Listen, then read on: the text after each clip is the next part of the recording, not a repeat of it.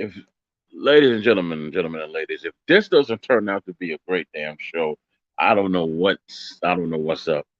I have to. I ended it there. I shouldn't have ended it. I should have just jumped into the tablet, put another icon on here, and then took the other icon off the page. But instead, I ended the show. Then I have to start a whole new podcast and all that. Right? Not a good look. Not a good look. But I am back, and as the podcast says, fight of the century. Huh? Let me catch my breath real quick. Let me shout out Reggie Owens. Reggie Owens is a cat I met on the Mark Nash podcast. He really knows. He knows about as much about boxing as I know about NASCAR. Okay, that's his knowledge. Please, somebody I said it. Please, somebody tell him I said it. Please, I want you, Reggie, because I want you to explain this whole fight of the century nonsense you brought up. I want you to explain it. All right. So anyway, I go over to his page talking about this gonna be fight of the century. I break down what a fight of the century is. You got to have two fighters that are equally household names that are known. Ali Frazier, Sugar Ray, the Hitman Hearns. People knew their names. Crawford and Spence are not household names. Crawford and Spence are dudes in their 30s. 30s. You hear me? They're not household names. Maybe in Reggie House, but in the reality of boxing, they're not superstars. Boxing has no legends in this era. So you can say Canelo, he's legend because he has Mexico behind him. Other than that, and he's doing some great things. And then comes Joshua because he's accomplished some great things. Other than that, there are no legends. There are really no household names in boxing. And for damn sure, none of them are named Crawford and Spencer. So knock it off, Reggie. Knock it off. Derek Lincoln, bring it, bring it. Ben fake Rael or Israel, bring it. I'm calling all of you out. All of you out. Kyle, if you up, from the boxing section, bring it. You know, I'm not even gonna give that boy any shines. I ain't gonna say his name. Glenn Diaz, aka Major T Boxing, bring it. Eyes be here, baby. Eyes be here. You know what I'm saying? I'm here. Black and blue, black and brown, I'm here. Mark Nash, I'm here. To the entire YouTube community that talks boxing all day, every day, I'm here. I'm tired of holding myself back and dumbing myself down to make y'all look good. That day has passed. You're gonna see the real me. I'm way past Darth Vader, baby. I'm way past that stage. I'm way past the Empire. You are corporeal and I'm celestial. That's right. Bring the noise, baby. Bring the mother friggin' noise. I'm ready for y'all tonight. I got a little energy up in me. I'm here, baby. I'm here. I'm coming to get you, baby. Come and get me. I ain't running. I'm right here. What you afraid of? I'm right here. Don't be acting like you scary. I'm right here. I should call out some of them LDBC boys, but I don't need that negativity. I don't need it. Stay your behinds where you are. But I am here. I'm here, baby. I am here. I dare you. I said I dare you boys to come through, but you're not going to because you're scared. You're scared. I tell you, you're scared. I know you're scared because they say, wait a second, is that Troy Graham? He's not holding back no more. No, I'm not holding back. I've allowed you all to shine for too many years, man. Well, I've had it. Myron, get your behind up here. Get your behind up here, Myron. I don't want to hear no excuses from you. Get your behind up here and bring your stats too, Bama. Bring your stats. I want to hear you. Bring your stats. Yeah, Bama. Everybody. I mean, lottie dottie. Everybody. Bring them. You want me? I'm right here for you, baby. I'm right here for you. I doubt you're gonna come, but we shall see. Salute. Why was it so short? Okay. Let me send this to Mark real quick. Because everybody thinks I'm gone. I'm not gone, baby. I'm right here. I'm right here. Hopefully Mark will come through. He doesn't jump on. He's he's afraid too, you know. I understand, Mark. Everybody's scared, man. I get it. I get it. I get it. Everybody's scared. Everybody's scared. I don't know why everybody's afraid of me, man. I ain't do nothing to everybody. I ain't do nothing to nobody. They just afraid of the boy. They're just scared. I don't understand. But I'm here though. Anybody will come on. Fight of the century. Listen, there ain't no fight of the century. There ain't no nothing. You, you have to have two household names to be fight of the century. You don't have a fight of the century no more. You got nothing. You understand me? What you have is two guys that are stars in boxing, yes. But they waited too long, man. They're in their 30s. 30s, I tell you. 30s. And now they want to come out and talk about we finally here.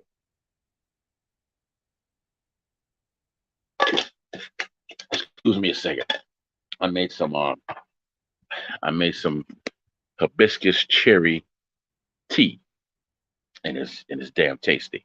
I say it's damn tasty, but yeah, I made some hibiscus cherry tea, and so basically there are no fights of the century anywhere, nowhere, nowhere in boxing is there any fights of the century. So Reggie, bring your fool behind up here, cause you got some splaining to do. You pork eater, bring your behind up here. Man, I should call out some of these LDC boys, but you know they talk stuff, but they won't step to me correctly. You know, they just start there yelling and carrying on, and I'm just gonna throw them off. They can't talk boxing to me. They can't because they know what time it is. They swing the rusty sword. I swing the Excalibur, which is my mind. Understand what I'm saying? Yeah, man. Yeah, I'm one of the best to ever do it. Actually, I take it a little further than that. I am the best to ever do it. And when I'm dead and gone, there'll be none to follow me because my footprints are too big. Okay? I'm telling you that right now. There'll be none to follow me because that's how big of a footprint I'm gonna leave in the world. Like, damn, this Troy Graham was something else. You damn right I was. Child of God, baby. Child of God. So yes, yes, yes, yes, yes, I'm here. Just waiting on anybody or everybody.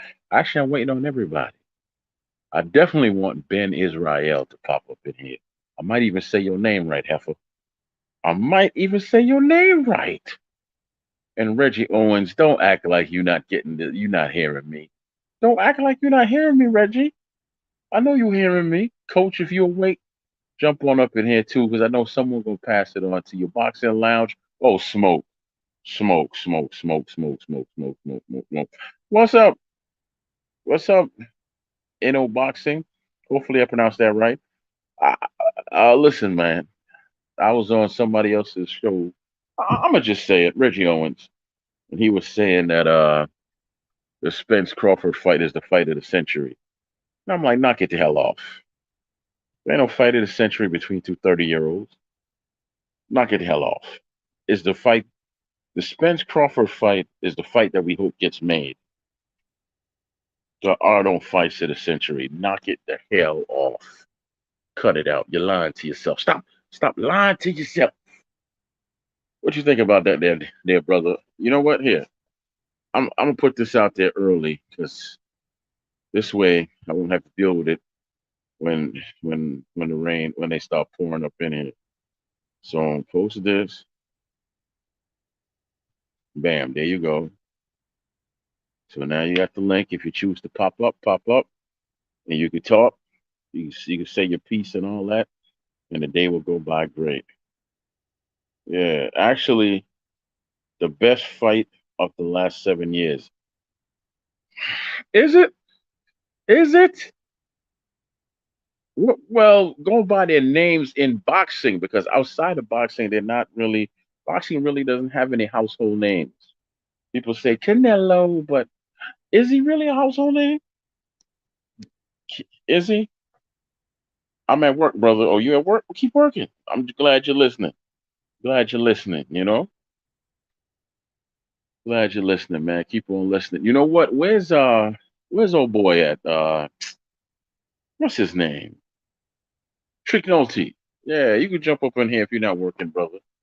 Jump up in here. Basement boxing, jump up in here. Apostle, you probably working, and you, like I said, I be I be Deboing him every time he come on here. I take his bike and everything. Whose bike is it, punk? Name another fight on the level of Spence Crawford. Okay, White Fury, and I got one even better for you. The heavyweight, the heavyweight undisputed fight. That's much bigger than Spence and Crawford because that's a heavyweight undisputed fight. So there you have it. And that'll be White versus whoever wins. So there you go. You try to put me in the corner, bro. I come out like a lion. Rawr. That's the weak ass lion. But I come out like a lion. Now name me a fight that's bigger than the heavyweight undisputed fight. Name it and claim it. Name it and claim it. The floor is yours. Go ahead. Go ahead. Go ahead. I'm waiting on you. You're not waiting on me. White Fury. Stop what, brother? Name me a fight. Take okay. You know what? I'm gonna stand by that because I want to see that fight more than I want to see Spence Crawford. But take that away. Let's just erase that. What fight is bigger than the heavyweight undisputed fight? Hmm? It's not Spence and Crawford. What fight out there is bigger than the heavyweight undisputed fight? Especially if White wins. If White wins and Joshua wins, you got two fighters that are English and who could punch. You got two punches in there. So name me what fight is bigger than that. Go ahead. Go ahead. Uh-huh. Yeah. I'm listening. I'm listening. Yeah. I thought you wouldn't say anything. And to be honest, from a point of history, uh Haney versus Gamboa is bigger than Spence and Crawford. Here's why. If Haney wins, he becomes the youngest undisputed champion ever. If Cambosis wins, he becomes Australia's only undisputed champion. It's a win-win-win for the sport of boxing. If Spence wins, he's undisputed at 147. If Spencer wins, whoa! If Crawford wins, he's undisputed in two weight classes, and only one man has done that. One man, and his name be Holyfield. It's only for the English, the heavyweight. Really? Where'd you get that foolishness from? A fight is a fight. It's only for only for England. The heavyweight really would be great for you. Oh, really? Okay, so when Wilder had to fight, he only fought for what the U.S. I thought he was a world champion. Okay, so now we don't have no more world champions, do we? We just have what, national champions now. So basically, what they're fighting for, Spence and Crawford, are not world championships anymore. They're just national champions. Just knock it off. This is the foolishness I'm talking about. Knock it off. Fury and White are fighting for a world championship. Usyk and Joshua are fighting for a world championship. Earl and Crawford are fighting for a world championship. You must be drunk. Yeah, really. I've never been drunk my entire life and I'm 51. I've never been high my entire life and I'm 51. Okay, thank you very much. So for you to come on here, what's up, Phil Carl Roberts? For you to come on here and type in and say Fury and White is only for the English. It's for boxing fans. They're not fighting for a local belt. They're fighting for a world championship. Doesn't it say World Championship on the belt? So I guess what you're trying to say is that the WBC that they're fighting for is is somewhere on there. It says, it says the UK WBC. It don't say World Championship. Come on, man, knock it off. This is what I'm talking about. Knock it off. Knock it off. Seriously, I wish you weren't at work. I really do. This is the foolishness that I'm talking about. This is why when I go on a lot of people's pages, I have to dumb it down because I can't take it. So because they're both English, the fight is irrelevant. So basically, when when Wilder was fighting all the people that he was fighting and they were all American, it didn't matter. He just that only mattered, in America. Uh huh. Go ahead, tell me. Phil called Roberts, jump in this conversation anytime you like, brother. Anytime. Because this brother over here telling me that Fury and White are not fighting for a world championship. They only fight for an English championship. Somebody jump in. Thus will be the first time the welterweight division has been undisputed.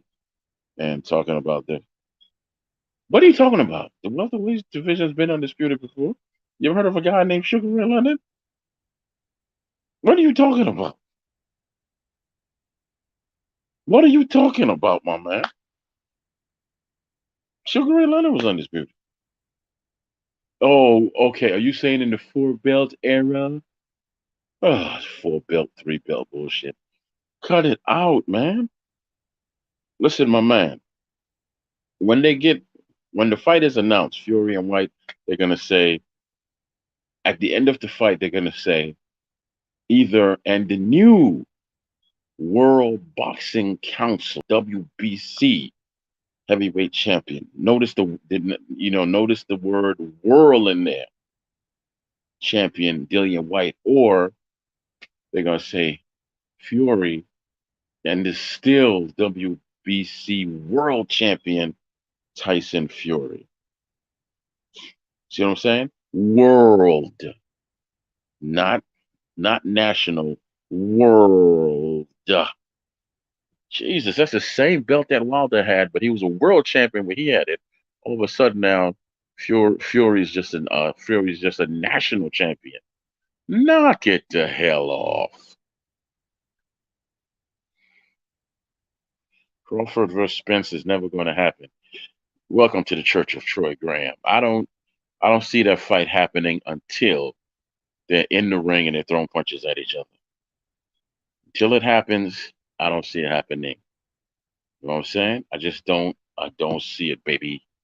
I don't see it happening. But for you to sit up here and trying to justify, oh, they're only fighting for a regional belt. Since when is WBC a regional belt? Then you start then you start your comment off with dust. Jump on the panel, Reggie. What's up, man? I put the link in there. Matter of fact, there it is. I'll put it in there again because you are the reason why I started this post tonight with your foolishness talking about this is fight of the century. You were barbecuing earlier, and I had to respect that. Guess what? You're about to get barbecued now if you have the strength of character to jump on the panel. I dare you. I dare you. And don't worry, man. I sent the link to your boy Mark Nash. So he might be coming here to rescue you. He might be coming to rescue you. But here, let me help you out so you don't have any excuses. Well, I ain't see it in the chat and all that, Troy. And you said you put it in there. I had on some blue in the red area, and I got. So there it is. Now you got nothing to say. Look at my man here. Look at him. He wants to be bold. Wants to be bold. Do you, Reggie? Oh, welcome to Grumpy the man welcome, Troy. Goddamn. Now what? Grumpy welcome, man. welcome to the house that Troy Graham built, the Troy Graham experience. Please say the experience. Please say the experience. You take yourself off mute, man. No, no. There you I got great audio etiquette, so I always go on mute. Oh yeah, yeah. Oh hell no! You like to cut people off. That's like you starting off with a lie. No, You no, the I don't do most that. Sometimes I do it at a minimum. Everybody does it. 98.9%, 98.999% of the time you cut people off. But That's go ahead. that's false as hell. Now it's time. Open the show up so y'all can watch Troy get slaughtered on his own channel. Let's Go go. ahead and explain to me how this fight is the fight of the century there, Mr. Owens, aka Barbecue U. Okay, so let's go in the last 100 years. What's been the two of the greatest matchups that we've seen between two fighters, and we're going into the 21st century. So let's go into it. Reggie, I don't have a time machine. I can't go back 100 years. Just tell me why the fight is the Okay, fight of so the so we, century. we start we start the century off in the 2000s, right? So name a fight that has been bigger than this one. So we're going from 2000, and that will lead all the way into 2021.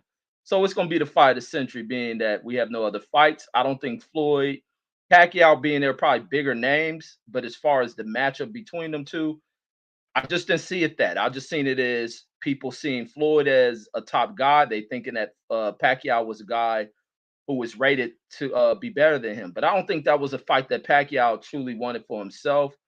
Pacquiao went into the fight, wasn't even of competition. He was blown away in the fight. It became a totally one-sided fight. He didn't have anything else to. Pacquiao really didn't even display anything as if he could have, you know, went into a different gear. He made any adjustments in the fight. Floyd was just too many leagues above Manny Pacquiao. Here you got a fight where you got two fighters who are able to possibly make the adjustments to try to insert their will upon each other. And you're going to see an explosive fight, an engaging fight between both of these dudes. This is a fight that fight fans have long waited for.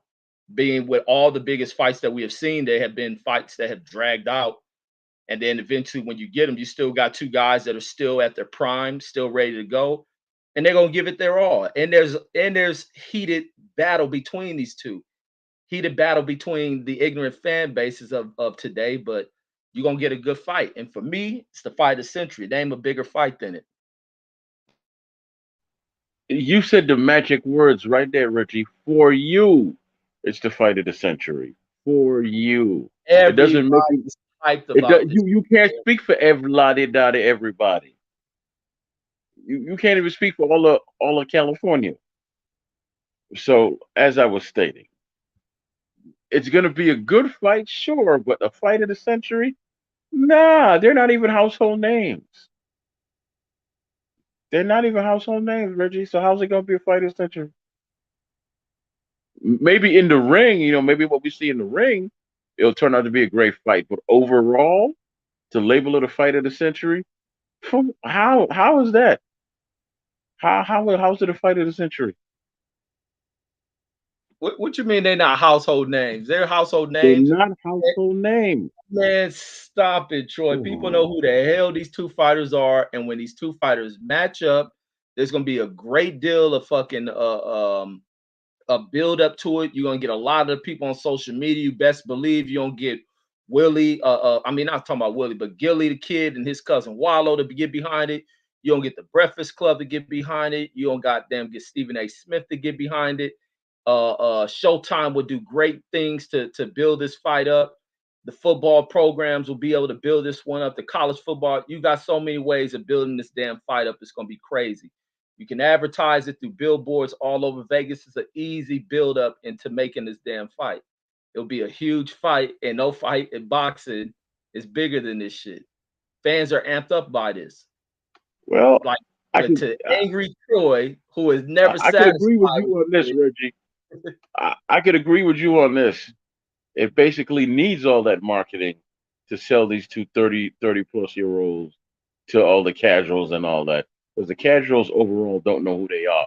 But that's some great stuff you said about the Breakfast Club. You left out Sway in the morning, and then you got old boy over there, Screaming A. Smith, and who else did you say? All of that advertising is going to be needed to sell the fight, sure.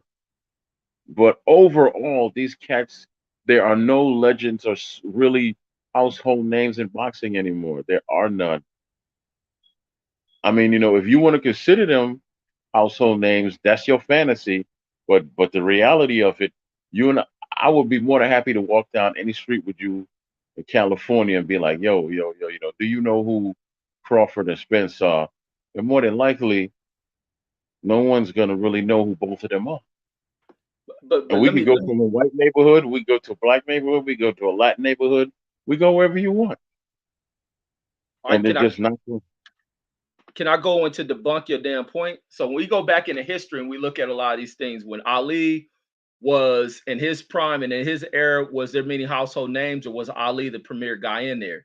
And we stepped in the ring and the build up to the fight, that it made the fight more to where fans clamored behind it, became a bigger fight, the promotion behind it. Mike Tyson there, you didn't have too many names that outshine who he was, until the build up of you getting in there and fighting these dudes. It's always been a thing within the sport. You get guys who names carry huge weight, other guys who float behind them. Was Hagler's a huge name back then? I don't think Hagler had the huge Yes, household name back then, did he? yes, Is that yes, he true, was. or was he? Yes, and that's my point. Yes, he was. Hagler was the hungry lion that nobody wanted to fight. Yes. How big was his star power, being the fact that he wasn't able to make money or to pull in money like that? And Sugar Ray's being the premier guy where the money was behind. Why is that? If you're a big household name, the money should be there behind you. Okay. Okay. Let me give you a breakdown of Hagler and Hagler and Ray. Ray Ray went to the Olympics. He had a picture of his fiance and she just had their son on his on in his sock, and he would take it out after every win and just stare at it. And he said, "Well, this is my purpose. I have to win." Then when he won, he beat a Cuban, something that hasn't been done in I don't know how many years. Then then he let the world know that I'm a big Ali fan, and he signs with who? Angelo Dundee. Amazing, right? He gets Angelo Dundee. He now becomes what? The first golden boy of boxing in a long time. He got the smile, he got the style, but he's a monster in there. He's a monster in that ring. He understands that yes, he got the looks, he got the style, but he ain't Floyd Mayweather. He ain't playing it safe. If he got you hurt, he was coming to get you. Yeah, Hagler, on the other hand, came from the dirt up. He was locked up for years. Then he worked in construction, and he was an angry, angry man. Right? He had a shot at the championship, and they robbed him. And he said it on TV. I'm not gonna leave it up to the judges no more. I'm not. After that, he went on a knockout run, knocking everybody out. He had to get the U.S. government involved so he could get his second title shot. And when he did, he beat that champion into a bloody mess. And as he was leaving the ring, they were throwing bottles and different things at him and calling him all out his name and da da da da da da. And that just made him even more of a monster, right? Sugar Ray didn't go through any of that, and people thought he was soft until he beat Duran, till he beat Hearns, till he beat Benavides. That's three Hall of Fame fighters. He stopped two of them. He lost the one, then he came back and beat Duran. Hagler was just beating everybody, in the middleweight division. There's a guy up there named Rodan. He was knocking No, no, people no. out. But Troy, you're going way off the Yeah. point. You're speaking No, about I'm what not. they I'm did, telling you how to. I'm what they telling you. do. I'm giving you an I'm idea talking about why they no, were no, no. so big. Don't get the idea. We're talking about household names because Terrence Crawford whooping everybody ass Earl Spence is. But you brought about that now household names. With you talking about Hagler doing what he's done is being accomplished. Was he a big name? Did fans know about him? Did the casual, Yes, did mom they and did. pop know about him? Yes, they did. Yes, they did. Did they cheer to They watch them like that? Yes, they did, Reggie. He changed his name from Marvin Hagler to legally his name to Marvelous Marvin Hagler. And every time he fought on TV, they had to say Marvelous Marvin Hagler. And he told the world if he ever got his shot at Hearns, Leonard, or any of them, he was going to knock them the hell out. And he held true to it when he fought Hearns. He fought Duran, he beat him on points. He was like that. He was known. But everybody knew his story as the hard luck boxer, the one who came from the dirt up. He didn't get to superstar status until he knocked out Hearns. He was a boxing star that people knew of. But once he knocked out Hearns, he was superstar status. He was doing commercials. He was doing he went on TV shows and things like that. So yes, he was a household name. To answer your question. All right. So what happened?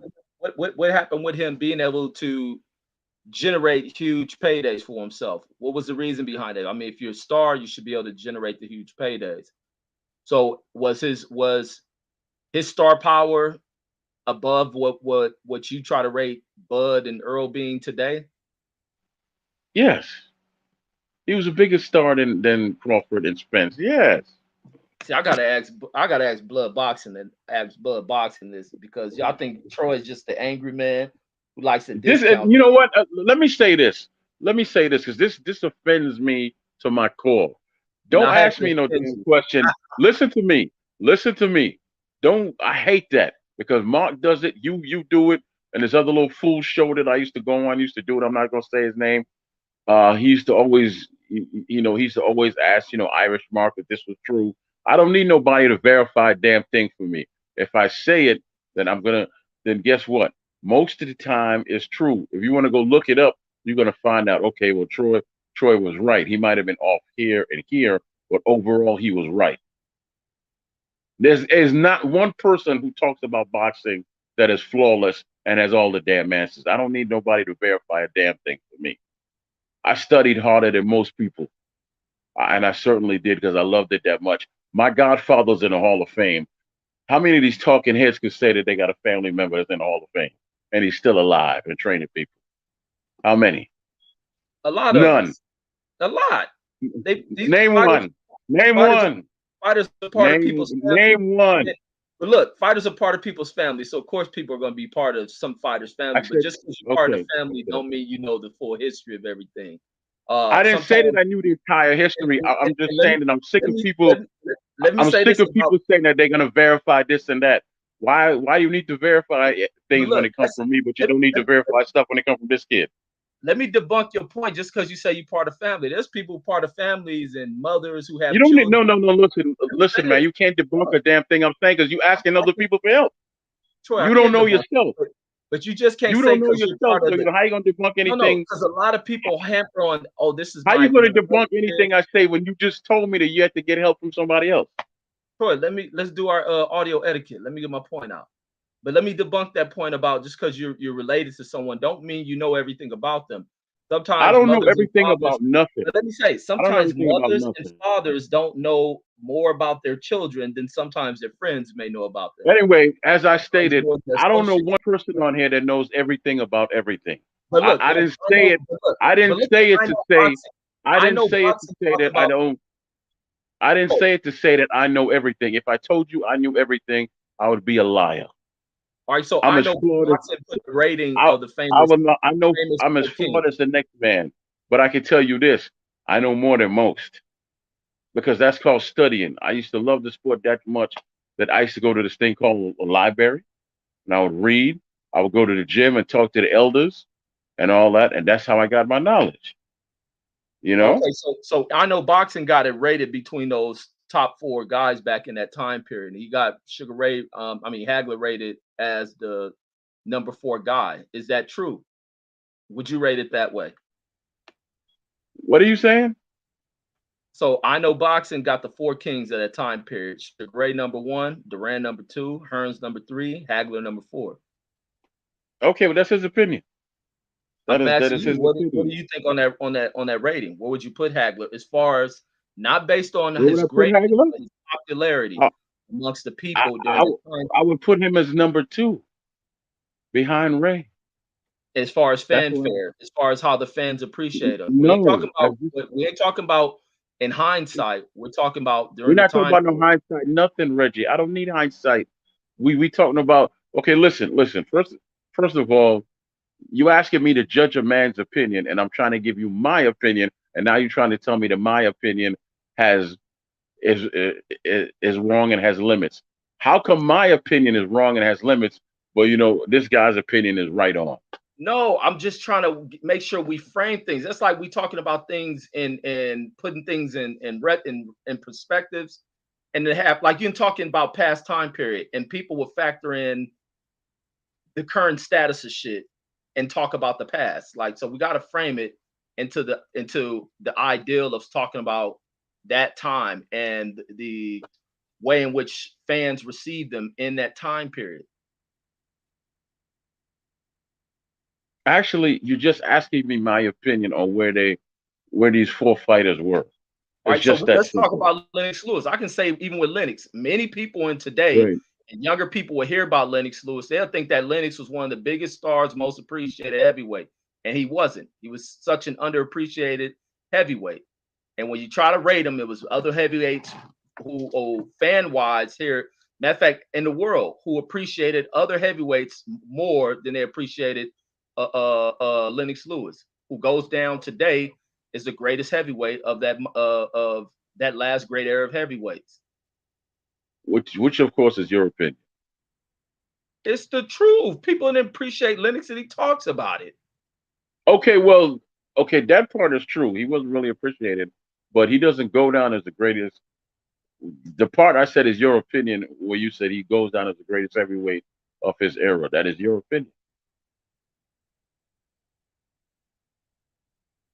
I mean, I think hindsight will tell us that he's the greatest heavyweight of the last great era of heavyweights. I mean, I can't, hindsight I tells you can't, that. I can't say that at all. I'm sorry, I cannot say that. Right. So who's above him, Troy?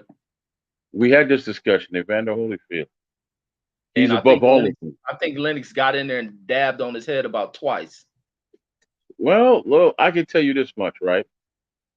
Lennox Lewis did not defeat everybody. Lennox Lewis don't hold a win over almost all the top guys in boxing. Holyfield does. And name them. Name who Holyfield. Lennox Yeah. has. This is where you lose this debate. Lennox has boxed way greater names than Name goddamn them, please. Holyfield. Go ahead and name the guys that you said are A graders. Go ahead. And I'm gonna checkmate you with this. What is Holyfield's No, greatest heavyweight no, bout? I think he no, fought the no. guy What three you're gonna times. do? And look, Troy ducking out on his own goddamn show. Look at that. The checkmate was so good. Troy done ran away from his own damn show. Man, I'm the master of goddamn debates. There is none greater. But no, let me stop fucking bullshit. But back to it. Oh, here go Troy. He came back. He sipped some of the courage juice. You back, Troy? You on mute, Troy. Look, Troy running away because he know he effed up bringing that. What you're gonna do, Okay, Reggie, is not answer my question with a question. You said he fought the top A graders. Please, it should be simple enough for you to name the top A graders that he fought. Right? wait, you talking about heavyweights? That's what he fought. Yeah, we talking about heavyweights. No, Yeah. I hear you saying eighth graders, man. I'm like you all over the place, man. You And no, scramble. you said A graders, as in the letter A. A B C D E F G A. He fought greater competition than Holyfield, bro. I Can don't you know please where. name them, man? Can you please name them? Yeah, he fought. Goddamn, he fought. Lennox. I mean, sorry, he fought. What's his name? That they both fought. Mike Tyson demolished him. He demolished Holyfield himself. He demolished You didn't goddamn. demolish What's Holyfield. huh? He whooped Holyfield ass. What are you talking about? When you say demolished him, what, he knocked him out, he beat him, knocked him down, he beat him around the ring. He I beating saw his both ass fights. up. He He did beat not up. demolish He him. beat up Ray Mercer. Holy, There's a lot of fighters that fucking Holyfield didn't even yeah. fight that he fought. He beat up David Tool. He beat Frank Bruno ass. David Two was Tony not a great Parker fighter. ass. He beat Razor Ruddock ass. I mean, come on, can we keep going? And the Yes, Holyfield's greatest Reggie, and heavyweight. Razor Ruddock never accomplished anything to make him great. But go ahead. Man, Razor Ruddock was a fucking hellified heavyweight who you had to He was fucking. he was a good puncher, but he wasn't a great fighter. He whooped Andrew Galata ass. What else? What else we gonna name? Holyfield didn't fight Oh, Galata, did he? He beat Michael Grant ass, right? Wasn't Michael Grant somebody special? Whoop Holyfield. I mean, Lennox Lewis whooped his ass. Well, on paper he was supposed to be, but he was in Holyfield's camp. They all trained together. Man, Holyfield ain't fought a lot of dudes that fucking Lennox fought. And Oh my Holyfield's God, best you keep heavyweight fight. saying that, man. But Let me okay, say this. Let me say this, man, no, because no, you know no. you defeated Na- yourself before it started. And Name the he top guys now that Lennox fought that you know Holyfield didn't fight. Reggie, go ahead. I named them. And what's Holyfield's biggest fight? Wait a second, Riddick Reggie, Bowe, right? Reggie. I Riddick said to Bowe. name the top Let's guys that let's Lennox Lewis fought let's that you name know Riddick Reggie didn't. Bowe. Can we talk about Riddick Bowe? I think we got something common there. Reggie. I said to name the top guys that Holyfield fought that you know Lennox Lewis didn't fight. The top guys. Go ahead. Holyfield's two biggest fights that come to me is his trilogy. Exactly, Riddick that Bowe. come to you because you don't know. Let me finish, homie. We talking heavyweight. Was Riddick Bowe and Mike Tyson. And let's talk about Riddick Bowe. Why didn't Lennox Lewis fight Riddick Bowe? Checkmate, buddy.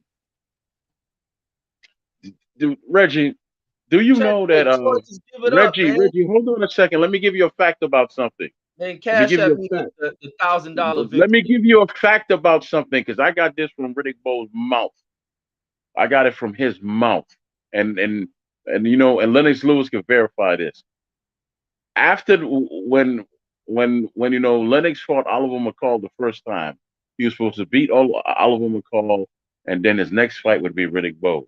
He did not beat Oliver McCall. He got stopped. That's a fact. Now, I'm going to name you the top guys that Holyfield defeated. Tyson, No. You didn't finish Riddick Bowe. making a No, no, point no, out there that no, I no, know no, that no, Oliver McCall beat no, him. no, no, no, no. You had your say. Tyson, Riddick Bowe. He was the first man to put down Ray Mercer. The very first man to put down Ray Mercer was Evander Holyfield. He fought Michael Moorer, took his belt. He beat George Foreman. He beat Larry Holmes. He just beat everybody that was anybody Oh, the Flabby at and Sick. Okay, Flabby and at Sick. I got it. yeah, he beat anybody that was anybody at heavyweight. And yes, he suffered his losses, but then he would come back. Lennox Lewis did not demolish anybody. When you say he was demolished, that means he got knocked down and beat up, and the fight had to be stopped. Nah, it was a good fight. The first fight was obvious that Lewis beat You him mean on Lewis points. It ain't was demolished? He ugly. got fucking 32 knockouts out of like 40 something wins. What are you talking about, Troy? The first fight when Holyfield fought Lewis, it was obvious that Holyfield lost that fight and somehow he got a draw. The second fight was much more competitive. But the fact is, Holyfield beat the tougher competition at a much better time than Lennox beat them. You understand me? And Lennox didn't fight the Riddick Bowe's. Lennox didn't fight the Michael Moores. Lennox didn't fight the George Foreman who could knock you out still with one solitary punch. Lennox Lewis didn't go on to beat Larry Holmes, who actually won a belt. They say, oh, he was old and all that, but he won a belt back then.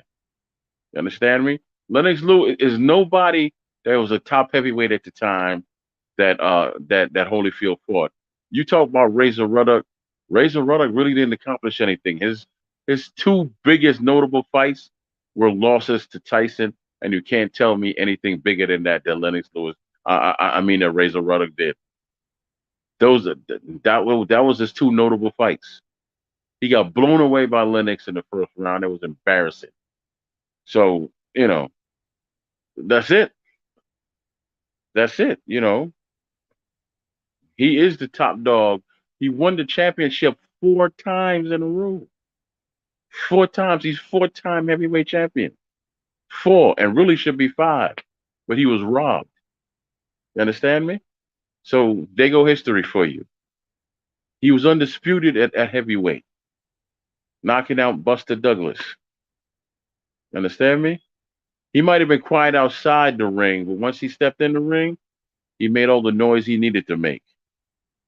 He was the last great heavyweight champion.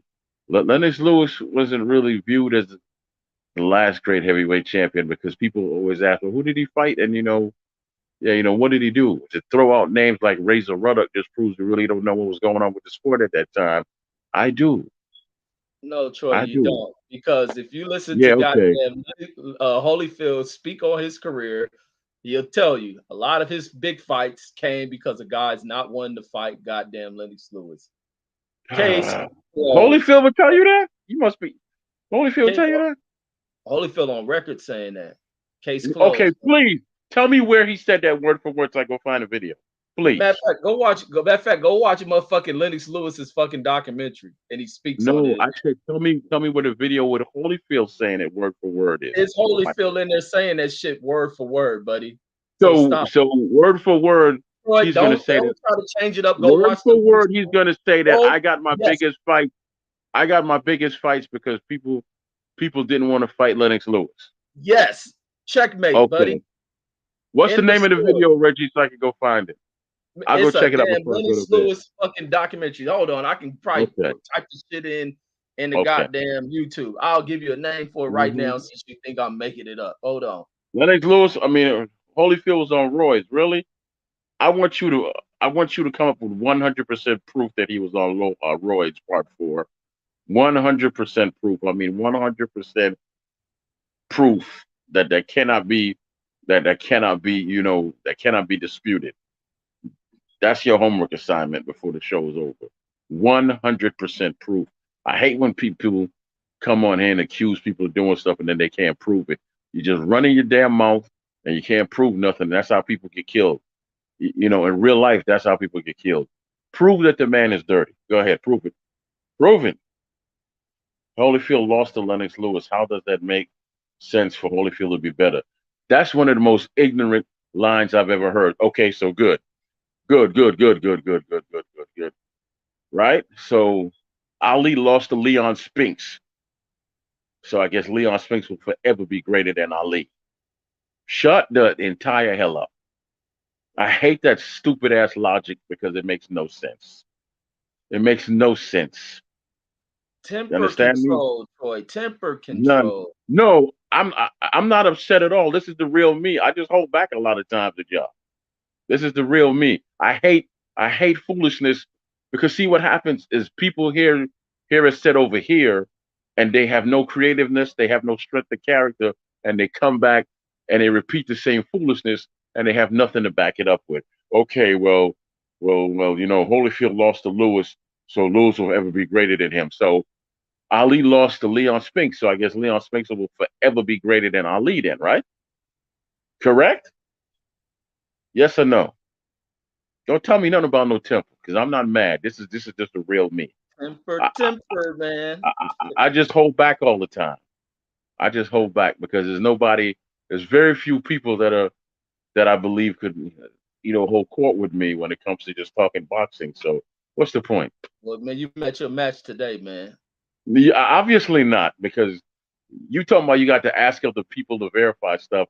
You cannot be my match if you're reaching out to other men for help.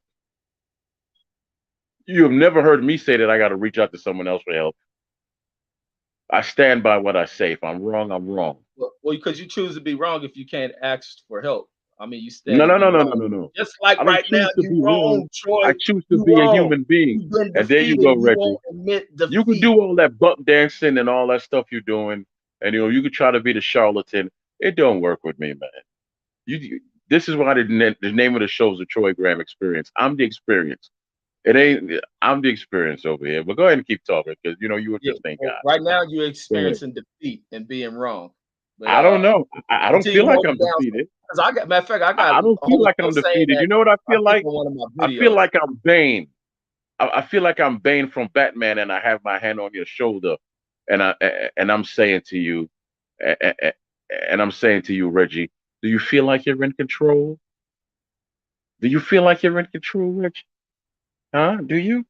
You're in control of nothing. That this is But the yeah, Reggie Owens yeah, experience of teaching yeah. Troy Graham Uh-huh. the history of Go boxing that ahead. he thought he knew that he just did it. Everybody heard the shaking in your voice and the unsurety and the doubt. I think people watch you leave your show Allow for a me minute. to help you You out got a tripped little bit. up. You got Allow tripped me to up help and you you out so left you your can wake up own from the show. twilight It was zone, Reggie. Reggie. It was boxing Reggie, conversations with Reggie Owens for a minute. there you go. Troy, That and sounds better. Troy ran That up out sounds of better here when you and you say the came reality of boxing it. conversation with Boxing Reggie Owens conversations experience. with Reggie. That sounds so Always much better. But when experience. you, anytime you step in and try to wear another man's shoes, which are obviously too big for you when it comes to me, it don't fit. So I can't be Reggie Owens boxing conversations and all that because I only have one face, first and foremost, right? And I only talk out my mouth, not my backside and my mouth. So basically, Reggie, go ahead, man. The floor's still yours. Well, I'm glad you stopped interrupting the show with the buffoonery you've been coming with. But back to it, man. Like I stated, man, Lennox was the premier guy during that time period. Holyfield was the guy who came out there and made the statement of the fights that he got. When guys ran away from him or refused to fight him, that's who he fought. And even Holyfield spoke on when Mike Tyson avoided fighting him and even having to pay step aside fees or whatever fines or fees they had to pay to the sanctioning body to avoid him is how Tyson ended up getting the fight. He ended up getting the Riddick Bowe fights due to Riddick Bowe not wanting to fight Lennox, and it was some other fights that he named in there because guys were avoiding fighting Lennox. Sorry to tell you that. Sorry to make you feel bad on that. But you also brought up about something about Riddick Bowe, the reason why he didn't fight, but you left it with many holes in it. It wasn't even a complete statement.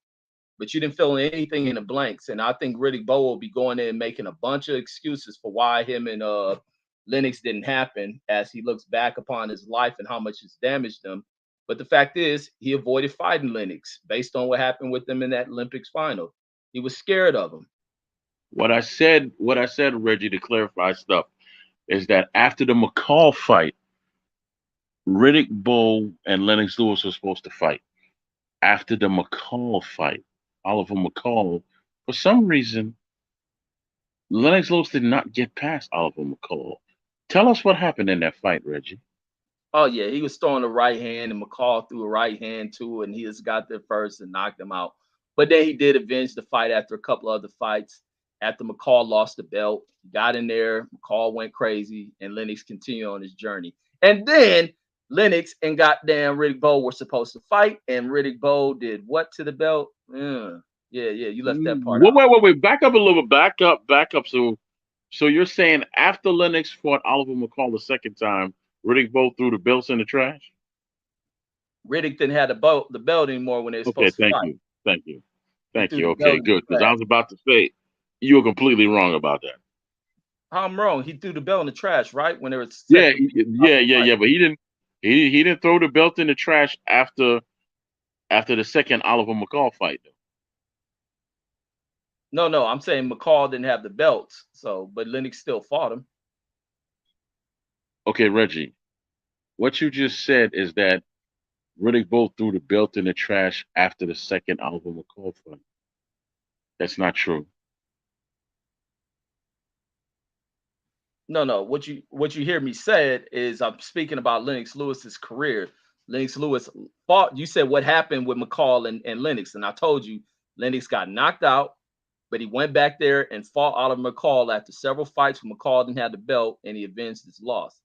But Riddick Bowe, when he was set to fight Lennox Lewis, threw a belt in the trash. Wrong or right? Am I wrong or right? He played to WBC or whatever belt it was in the trash. Yeah, sure. Everybody knows that. Okay, then. So why that didn't happen? I could never understood why he did that. I mean, because to me, he would have beat Lennox. On that night that he fought Holyfield, it was no heavyweight that could have beat him. Not a one.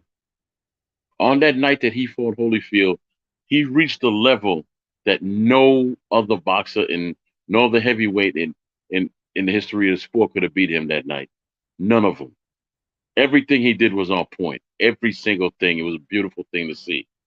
That night, that night, that night is when I witnessed what true greatness is when it comes to a fighter. And the rest of his career, not so much. I don't know what happened to him after that. It's called didn't want to fight him. But anyway, back to Spence and Crawford being the fight of the century.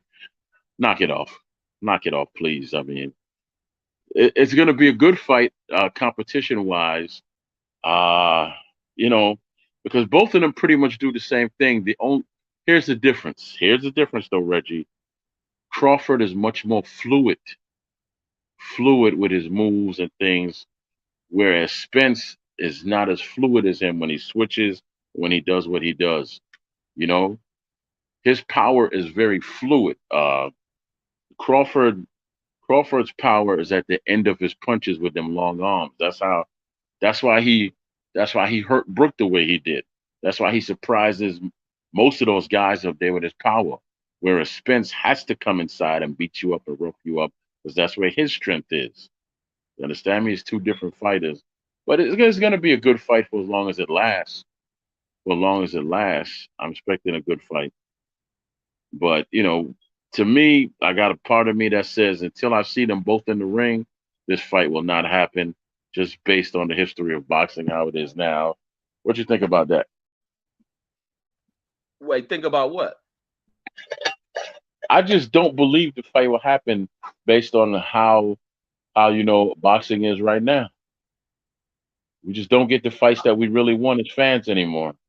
No, Few, very, oh, very few times do we get the fights that we want. no, I feel a lot of boxing fans are disappointed with what they don't get. But I think sometimes boxing fans, we don't factor in everything that complicates these fights and stop these fights from happening. Like even We shouldn't care. Huh? We shouldn't give a damn about that. I mean, well, you don't have to. You don't have to, but I mean, you got to sit back and wait if you don't give a damn. Like, but it's a matter of what has to happen. These guys ain't just gonna fight for the fucking hell of our entertainment when they have reached the certain statuses that they're at. They want to get paid, and they should want to get paid. They should want to get paid properly. Imagine you guys going into last night fights just wanting to fight and not worried about getting paid properly. He got this damn eye damage, and his career is That's fucked not over. our, as a fan, that is not my concern whatsoever. No, I it's don't. not supposed to. But guess who concerned it is? Yeah, It's the fighters when they don't want to make it's the fights right away, and it's the it's fighters. also the promotional companies concerned when they don't make these fights right away. So outside of us just wanting to see them get in there and duke it out, there's other shit that factors in when it comes to these No, fighters. Like, fans no, can but as say a all day. no, but as a fighter, you should have a manager, and before you even go into negotiations, you should be in a room with your manager and say, "Let's talk how we're going to approach this." And you should have three different options for yourself. This is what I really want. This is what I'll be okay with, and this is what I will settle with, and And then the fights can get made there. sometimes you have to leave them tables. That's Okay. also a fact. What? And sometimes you have to just walk away from them tables because sometimes you ain't gonna get what you think you want. And that Let me tell you and something. that's Hagler, Kevin Kelly told us a story. Kevin Kelly, when I had him on the show, told us a story about fighting Smoke Gainer. He said, he was offered a fight from Roy Jones to fight Smoke Gainer because nobody really wanted to fight him. He was tall, he was southpaw, and he was like, I'm not taking a fight. So he went to the Hall of Fame, spoke to Hagler, because they were real close, and he was like, Kevin, take the fight. He was like, why? Why? Because ain't nothing to gain from it. It's gonna be a tough fight. Ain't really gonna pay. No, he's like, Kevin, trust me, take the fight because you don't know when you're gonna get another shot at it, and you're gonna get a paycheck. Just take the fight. So he took the fight, and it was one of them fights that's just a beautiful thing. He was losing. His eye was shut, and he knocked Smoke Gainer out cold. He knocked him out cold, right? And he always thanked Hagler for that because Hagler's the one that told him to take the fight.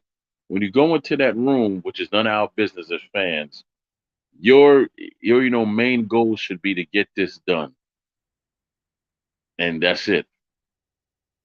Because if you walk away, like you said, walk away from the table, there's no guarantee that you'll ever get another shot, ever.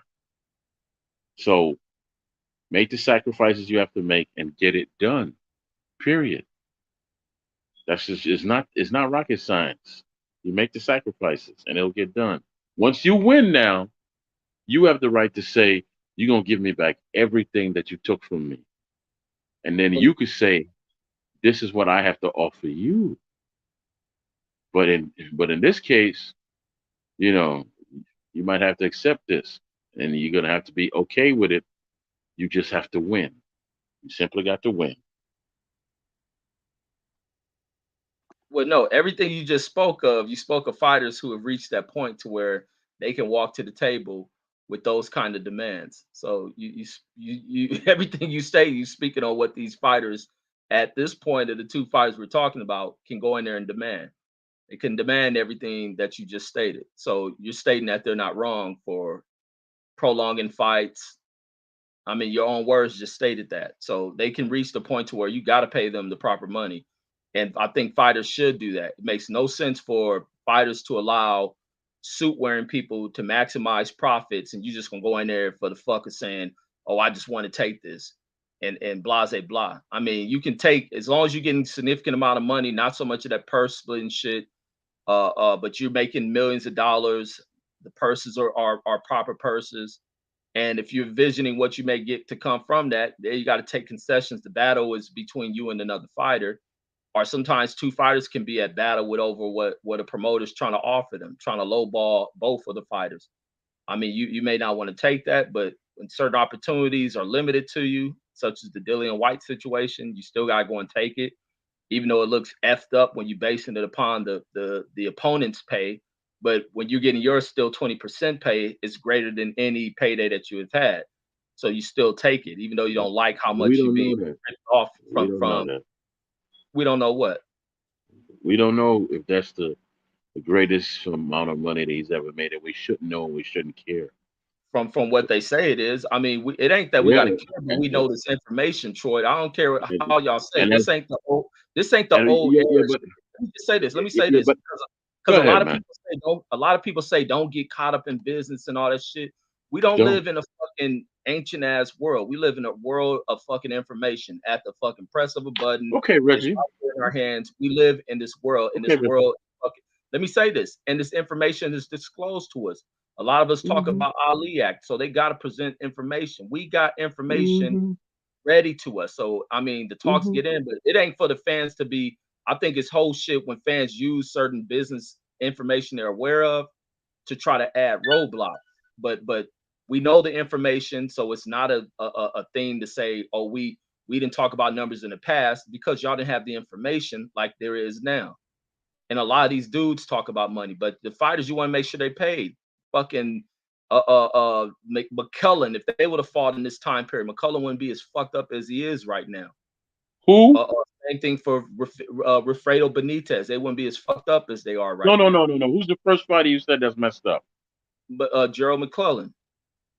You don't know, Reggie. That's no. You don't know what happened. What He what got you mean don't know what happened? They left him. his He's stuff happened. abandoned. He's His abandoned stuff and happened. fucked up. Reggie. I'm not having a debate with you on that.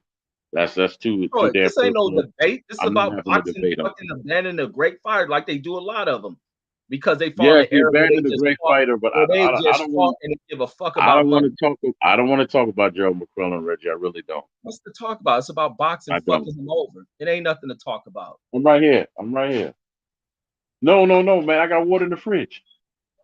Yeah, yeah, I do. I got a bottle of water in the fridge. Yeah, he Chef, got a there's a bottle in the bottle of water in the fridge, fridge. man. Don't Thank drink you. his water. But okay, Reggie. Now that you armed with all this information on, and you armed with all, and you know everything about what they make it in the business, then what you plan on doing with it? What you What you plan mean? on I doing with it? plan on doing with? No, it's what the fighters do with the No, plan no, of no, their no, money Reggie. they make. You said the fans should know it. Okay, good. The fans know it now. What do you plan on doing with it? Told you. Thank you. What do you What plan on what doing with all the information? what do I need to do with it? Yeah, exactly. That's why we shouldn't know because it doesn't matter. No, I mean people know it though, dude. This ain't it's one thing. The worst thing to be is a dumb society when you have so much information. You know the information, you get it. And that's the problem in this world. Hmm. A lot of people have so much information at the ready, but they rather fucking get a lot all the wrong shit and remain as a dumbass civilization. We have it at the ready. You can fucking find out the information. But to what to do with it? I don't talk money talk with Okay. boxing. I don't do videos about money talk. Like I don't do none of that shit. Okay, Reggie. Now that you have it, how does it make you more intelligent? How can you use it in life, to better yourself? I think you It use has it to no. get more information when you're going on the history of shit, to It, archiving it. You use information to ha- archive it. Boxing is a sport of historics, not a sport of absolutes. This ain't mathematics and shit. This is a sport, a store. I mean, a archival fucking sport. Things happen, you archive it in the history. Simple as that. This ain't no mathematics. okay, so basically, it doesn't make you any more intelligent. You can't do nothing with it, and it doesn't help your life out in any way. Why do I need to know about it?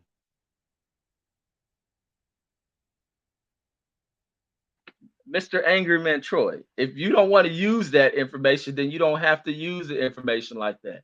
You got to How stop do being I so use it? How do Troy. how do I You use got to it, dude? stop How do being I use so it? fucking angry. God damn it! Reggie, Smile, thank have you, fun, very much. and How stop do being I use the bitter. Shit. information? How do I use the information, Reggie? How do I You got use to it to improve my life? Go ahead. to get things correct, so you stop coming with misinformation. Okay, So, and again. it also will help you stop going against the grain on everything. Okay, well, if my focus is what happens in the ring, how does all the information that you've given me that happens outside the ring help me with what's going inside the ring? Let me ask you a question, Reggie.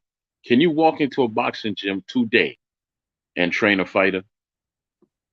Of course, I could. You can? I like to put Yeah, that to the test. I like to put that to the test, Reggie. man. I I would like like to to put be it. in the Matter blue of fact, corner I and you would could like be in to. the I red would corner. love to. I would love to put that I, shit to I the would test. love to do that, Reggie. It'll I just would be love. me and you then.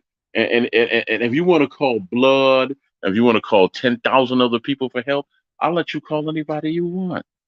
But at the end of the day, I'm going to be talking to that young man who's going to be fighting your young man who's going to be hearing 10,000 voices because you can't do it by yourself, which is what you said already. All this man is going to hear is my voice over there. And I'm going to tell him, this is what I see. Which one of those, which one of those young men you feel will be less confused? The one with one voice or the one with multiple voices after you reach out to A, B, and C for help because you're falling short? Troy, that was dumb as hell. But you also I asked made you me a think of question. something where I was watching something with damn, who was the fucking trainer? It was Bradman, was like a second to another dude who was in the ring, and the coach told him go to the body, and then Hmm. Bradman right after says don't go to the body. Oh, I mean go to the body. That's Hmm. that's a situation where you don't want fucking two people on different accords um in a training situation, which played in yesterday. I forget which fighter they was training yesterday, but it was the dude, what's his name? Otis out of Mayweather gym, and it was Breadman was like a secondary coach. And when the guy gave him instructions, says, I want you to go to the body, and then right behind that, fucking Breadman talking about no, don't go to the body. Or you saying right he had to correct himself. I mean, go to the body. And I thought that was that's an issue when you got two trainers or too many voices speaking. But that's Okay. all I got. Troy. Let me get ready to get out of here, man. All right. Well, man, it was great talking to you. Next time you could tag some more people in because obviously you need help, which is what you stated when you first came on. Troy, man, you don't want getting angry on Okay. here. Victory is mine Hmm. here on the Troy Graham Experience. Hmm. Victory is mine. Hmm. And I got a veggie. Well, I got a half a veggie sub, which is mine, and some cherry tea, which is mine. Yeah, and y'all leave Hmm. Troy water alone in that damn refrigerator over there. Y'all heard him. He got a water over there already. But Troy, man, great talking with you, man. And Of course. once again, I'm sorry to give you a defeat on your channel. I guess this is a debate. Hmm. Hey, Reggie, you And are welcome anytime. make sure you buy that Again, damn Reggie. pay-per-view. Don't be streaming that pay-per-view when the fight of the century come on, all right? Again, Reggie. I got my hand on your shoulder like Bane. Do you feel like you're in control, Reggie? I don't Do watch you comic really? book movies, man. I never seen that. You don't? No, but No, I'm man. asking you a question. Do you feel like you're in control? No, I wouldn't want to be, man. Wouldn't want to be in control of nothing. But Well, I just thank you, Reggie. So, how do you defeat somebody you can't control them? no, but I won. No, I know boxing. No, Mm. no, no stream for me. No, I ain't doing no You, stream you tonight. you don't sound too sure about that. You seem a little rocky, my friend. No, Either no, you man. won or you didn't win. What did you win? I won that, but that don't mean I gotta control you. That's one thing against my religion is to control people. It's deeply Okay, against my listen. religion. It's a sin to want to control people. I refuse to do that. Thank you for okay, but thank you for telling me that. Thank you for telling me that I am so superior to you that you had to congratulate yourself for beating me at something because I don't feel like I lost anything. But obviously, you feel that I'm superior at you, which is why you're jumping for joy that you beat me at something. I don't know what you beat me at, but obviously, I must have been a superior man coming in. That's a very good book, by the way. You Troy, should try reading it, if it's right? against my religion to control people, where the hell you think I'm gonna let somebody else control me? That is triple Reggie, against my goddamn all religion. I'm saying is you keep saying that you won, and I you know wouldn't what try. you're saying. What you're saying is you fought a worthy adversary who was superior to you. That's why you're celebrating that much. No, no, he thought he was superior, like black folks call some sucker ass white folks, and then Hmm. you gotta prove them that they ain't Hmm. superior. So I have to This do is that funny. too, meaning you wake them from their delusions. Both the people who Hmm. black people call superior and the black people who use the term superior. You gotta wake them from Hmm. their delusions. So tonight, Hmm. I woke you from your delusion. Maybe you'll stop being angry and start laughing a little more. Let's have more joking. Hmm. That's Oh, why I trust bring me, Reggie. humor. I bring Oh, jokes trust to me, the world. Reggie. Every third word you said, I was laughing. All right, good, man. That's all I'm here for, man. Bring happiness to the world. Happiness and realism and cutting the bullshit. But that's all I got, Troy. I'm gonna see Don't what's you up have to with the go back brother. to the? Don't you have to Huh? go back to the mall, Reggie? Man, don't you got to go back to the mall now? You know, and put on your bunny suit.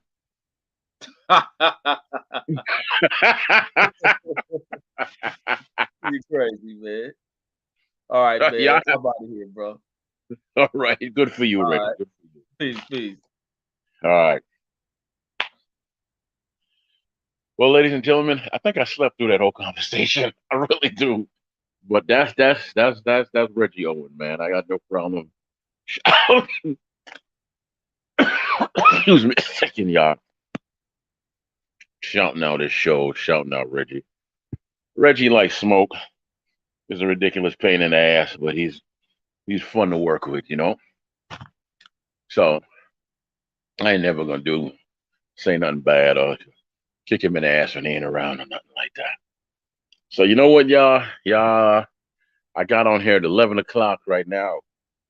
It's way past 12. I want to thank each and every one of you. Troy's trying to curtail the discussion. No, Troy's just intelligent. You know, you have to learn when to use your intelligence, and then you have to learn how when to come in and use that bass in your voice that God gave you. So I decided just to be very calm and smooth with it. You know, I could have slammed the ball down Reggie's throat so many times, but I decided just to shoot some jumpers, maybe get some layups in. Be like, man, you couldn't stop me from making a layup. You couldn't stop me from making a jumper. Come on, man. Remember, I'm the old dude. You should have been able to stop me, Reg. All right, but let me big up everybody and say what I'm gonna say, as I always say. I want to thank each and every one of you for coming through because you gave me one of the most precious things that you own in this life, which is time. And you know, you can never get that back. That's a precious thing. The most precious thing you own is time. So let me get these names off. Inno Boxing, respect to you. God Body News, respect to you. Logic, much respect. Part four, much respect. Maybe next time you'll have enough strength of character to jump on the panel. I mean, you dudes make these comments about people and then you don't want to come on and back up your words. Okay. Con Red, bless up yourself. You know, everybody that was on here, just bless up yourself. Everybody that was watching, everybody that's going to watch the replay, K Swab, bless up yourself. Bless up, bless up. Everybody that's going to watch the replay, every country that's going to see this, every continent that's this touch, bless up yourself. Now, let me say this. It started off because my energy was high today. So now I'm a little tired. My energy was high today. Troy proves absolutely nothing on his own show. Then I thought you had to go to work. I mean, do you want to jump on here and talk to me, man? Why don't you prove to me that you got some strength of character instead of just hiding in the chat? I mean, it's easy to stay in the chat and talk. That's like that's like a dog barking. Why don't you get closer so you can bite? Or are you just trying to tell me you're just a dog barking? Huh? Are you a toothless dog? Oh, you got some teeth. Come on now. No boxing. Says Troy proves absolutely nothing. Come on and prove to me that you know that I'm wrong about you. Because right now you're coming off like a toothless barking dog, baby. I'm at work. So if you at work, work. If you have enough time to type in the chat, you got enough time to jump on the link for a few minutes. Look how many comments you made in here, man. With much respect to you, made a lot of comments, man. So if you got that much time to type into the chat, why can't you jump on here and just kind of, Troy, we gotta keep it quiet, you know? Okay, deep throat. Very entertaining stuff. I mean, okay, listening to your foolishness. Yeah, but here's the thing. I want to thank you, brother, and I truly mean this. You came through and listened to the whole hour plus of my foolishness. So you must be a ridiculous fool yourself. And I thank you for that, man. I thank you for your time. Thank you for your energy. And I thank you for your participation. Okay? You're coming off as a guy who loves to argue and knows nothing about boxing. Yes, I'm all those things. But you're coming off as a guy who keeps saying I'm at work. Mm. But you on here chatting and carrying on with your opinions that don't mean anything. I love to interact with people. If you want to call that arguing, that's fine. And to tell me that I don't know anything about boxing, you actually have to come on and speak to me and then draw swords with me mentally to say that. And you can't because you don't know what you're talking about most of the time. Do you not understand that I dumb myself down 90% of the time when I go on these shows? I have to. I have to. You don't dumb yourself down. You're just dumb. Boxing wise, I'm talking. Boxing wise, you're just dumb. Prove to me that I'm wrong. Prove to me that I'm wrong. You know what I'm saying? Listen to me. You might be a multimillionaire, right?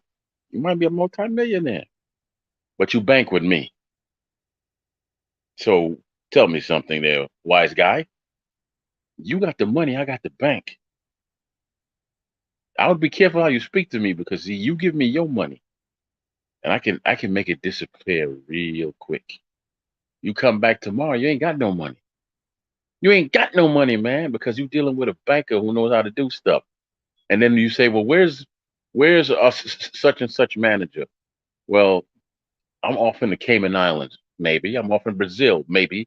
I'm off in I'm off in so many different places that don't have what?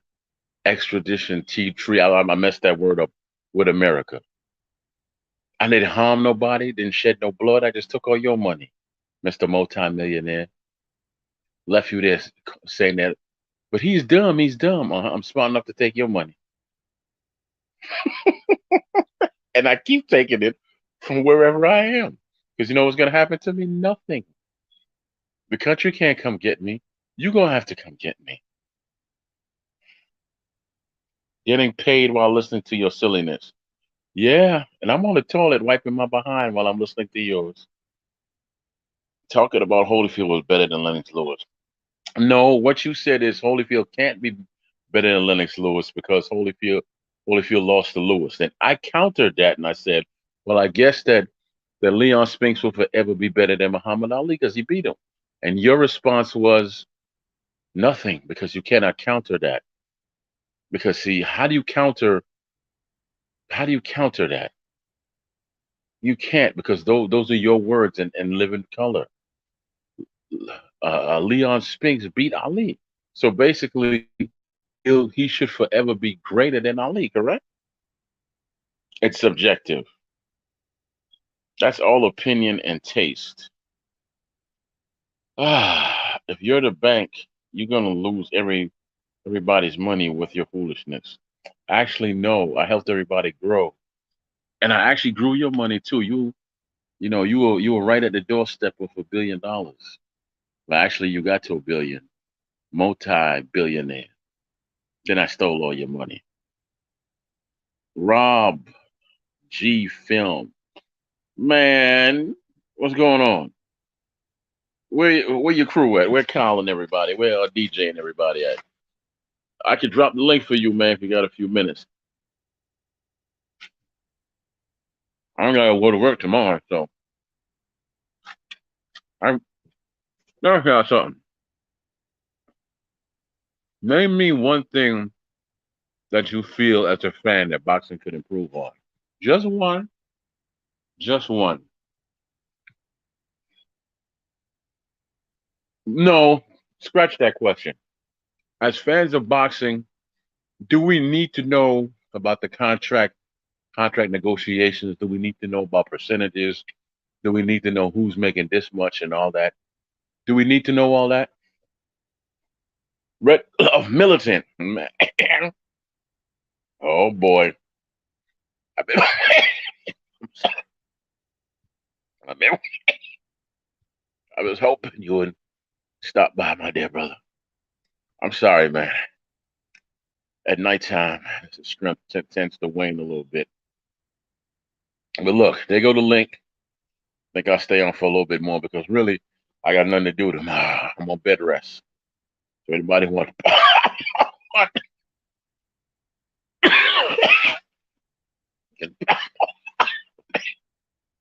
right? Don't worry, I'm not gonna cough you to death. But yeah, do you, as fans of the sport, do we really need to know about the negotiations part of boxing, like the business part of boxing? Let's have that discussion, a real discussion. There you go, Link. You know what? I am taking it easy.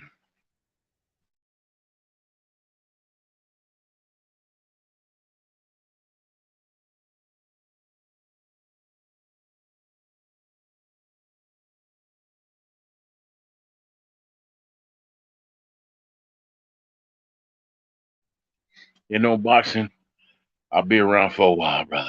I'll be around for a while. Thank you, though. What's up, brother? Hey, how's it going, Troy? I hope you're doing well. I'm always doing good, man. For someone dealing with what I'm dealing with, yeah, I'm doing good, brother. I'm doing great. How you doing? Oh, Huh? I'm actually the same. I mean, I don't know what you're dealing with, but I've been dealing with, quite a bit myself. That's why I haven't been coming around. I've been kind of absent in just the community as a whole. But I saw you was live, so I got it. If I see you live and I could show you some support, that's definitely what I'm gonna do. But Well, same here, man. whatever you're going through, I'm, you know, you're in my prayers. Same here. Same here. Hey, man. I was looking for something yesterday, right? Hold Uh, on. I was looking. Sorry. I was looking you for good? some. Yeah. I was looking for some birria. You know how they got the birria tacos and carrying on, right? Oh yeah, Bedia. I Yeah. actually made some one time, and they came out pretty good. Yeah. So I kept saying I want to try, but I couldn't find any place that sells chicken Mm-hmm. birria tacos. So you know what I did? I watched the video and the guy put the ingredients like down in the thing, right? Uh-huh. And I made some birria chicken wings. Oh wow, Yeah, I that had to sounds mix it up. interesting. Yeah, so and then I made some soup because I wanted some chicken soup. So Uh-huh. so I air fried the wings first, right? Uh-huh. And I went with a bunch of no sodium, low sodium seasoning, right? Uh-huh. And then I did the whole birria sauce thing. I did I did the veggie soup, and then when they came, oh gosh, when they came out the air fryer, I cooked them for about 26 minutes each, 13 and 13, right? Yeah. Then I put them in a sauce. and I let them sit in the soup because I got a rice steamer. I have a little rice steamer, and I got an Instapot, so I could hold 3 cups of water in the rice steamer, which is perfect for one person, right? Yeah. So I put 2 cups in there because I know that the chicken wings are going to push it up, right? Right. So I cooked it for like 5 minutes extra. Once the chicken came out, man, that thing turned out delicious. That sounds good. Yeah, yeah. Because look, I had corn in there. I had okay, no, I'm leaving something out. I had some low sodium. It was a frozen dinner I had in there that was low sodium. It was lemon, uh, cilantro. How you say it? 'Cause I'm off right now. Cilantro. Yeah, exactly. That's the word. I'm just off for a second, right? Right. And I had that, and it was frozen, and I didn't want to put it in the oven, so I used that as the base of the soup, right? Right. And it had brown rice, black beans, onions, and all that. And I decided to throw in some celery, some carrots, and some more onion, like a whole onion, right? Uh-huh. And then once the chicken came out, the chicken went on top of the rice, and then I added the water. It boiled up. Took about, like I said, no, actually, no, the water and stuff was boiling up already in there with the rice. So another 5 minutes. It was so good I couldn't finish a whole bowl. That's gonna be my dinner tomorrow because I can't eat that much anymore because of what's going on. No, I don't have COVID, man. I don't know how many times I have to answer that same freaking question. No, I don't. I don't have that. Listen to me. It's okay. I'm strong enough to talk about it. I was born with what's called a congestive heart disease, right? As I get older, my heart gets weaker. Correct? Just to clear that up. So I was always in shape coming up. That's not always true. Once I hit a certain age, I started doing a bunch of push-ups and I got into boxing, so I stayed in shape for years, right? What they neglected to tell me because nobody really knew is that outside of the heart disease, I was born. Very few people in the world have this, and I don't remember the medical term for it, but I was born with extra muscle inside my body, which is and they're called membranes, right? So uh, all the push-ups and exercise that I was doing was building up all these membranes on the left side of my heart and suffocated it all these years, right? oh I didn't know wow. anything. I didn't know anything about that. So basically, once I hit a certain age, they told me, well, your heart is only operating at this percentage 70, 60, 50, 25, and now 12, right? So basically, that's why you don't see me coming all the time. And if I get on the heart transplant list, I'm not going to come on at all, right? Yeah. So, Quick but that's question. it. So is that, if you don't mind me interrupting just to ask, so is that why you do like a lot of the low sodium?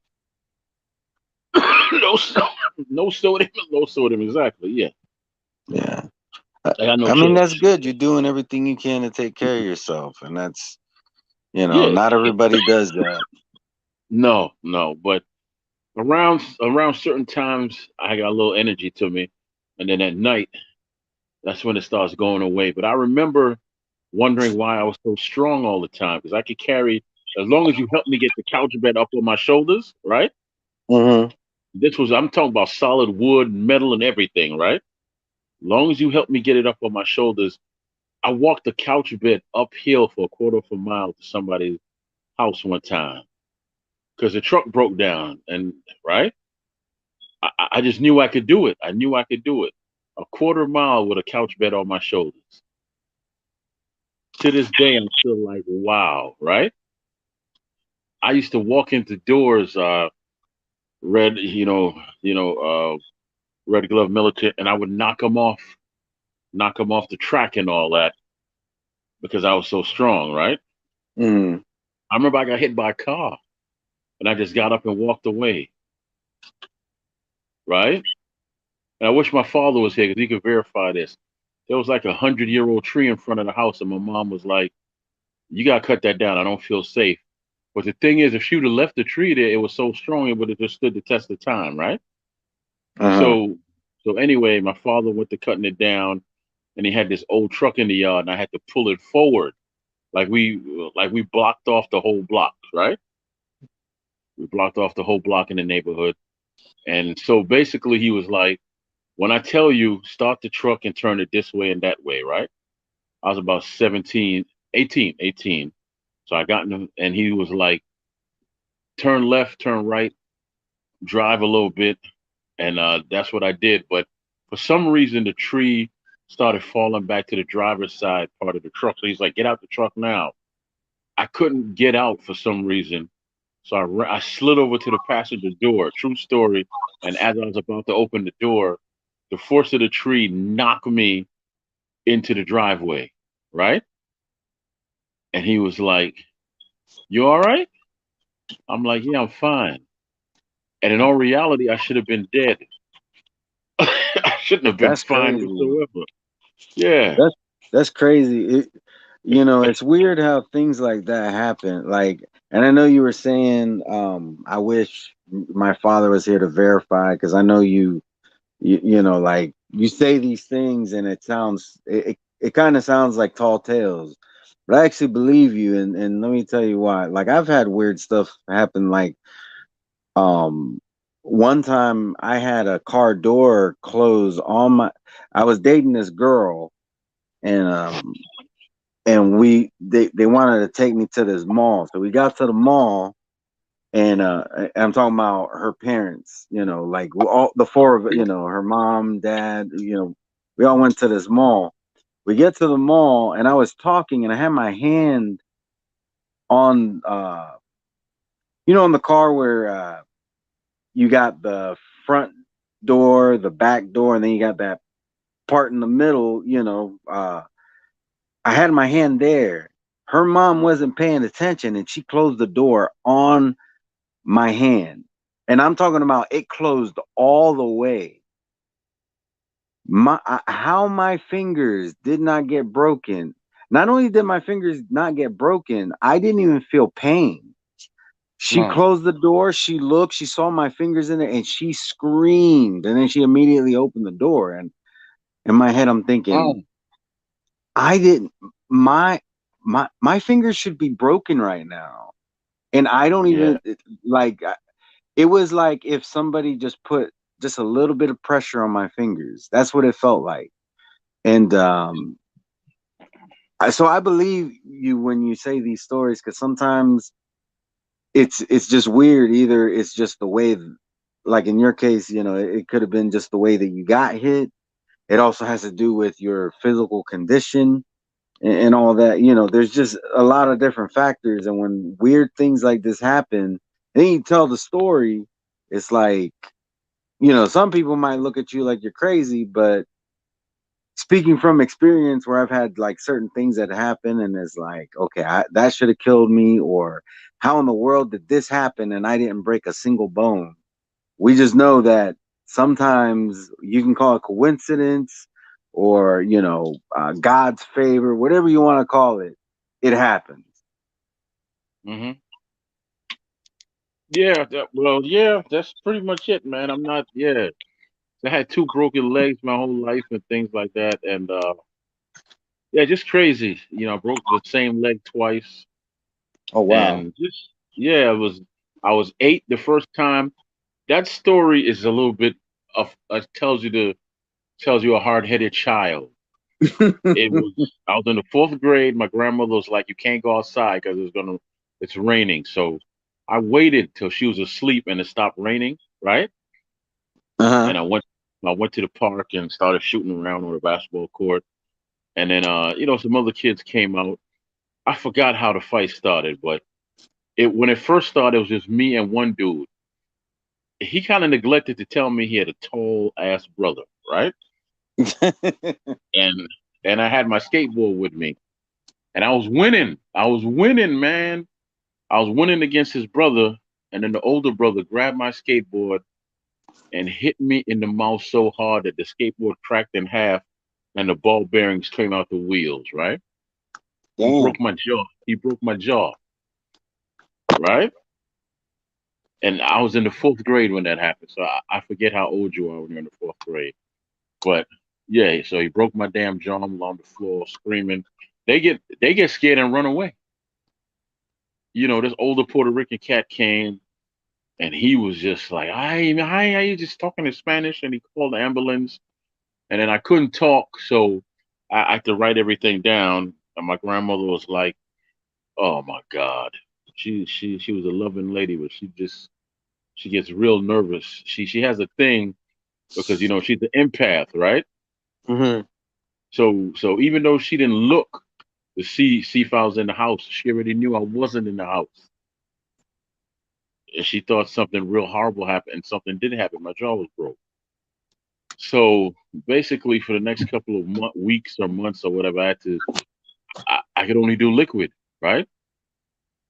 Uh-huh. And I couldn't talk. So I learned a lesson that day, and then finally, my jaw healed up. My jaw healed up, and again, she told me do not go outside. And what happened to me? So in New York, the sidewalk is like the edge of the sidewalk is covered by metal, right? Uh-huh. And we playing hide and seek / tag. I thought I could make it to the base. I slipped off the fence and I jumped and my leg hit the metal part of the concrete and the sidewalk, right?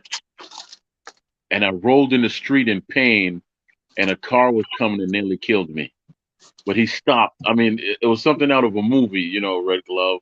Yeah. The lights were right there in my face. I think I peed myself. Right? I was so scared of two things. One, I couldn't walk, and my grandmother was gonna kill me. Right? Yeah. So, so she was like, first the jaw, now the leg. Oh God! And she was so angry. She was so angry at me for that. After that, I learned never to go against her word again. Never. So Yeah. that's what I did. I absolutely never again. I never once went against her word again because she's like, every time you don't listen, some bad happens to you. I think I broke almost every bone in my body coming up, just being a hothead, right? So yeah, man. Yeah, I But mean, so what do you attribute that to? Do you what? like um Oh, where when you with the weren't strength and all that?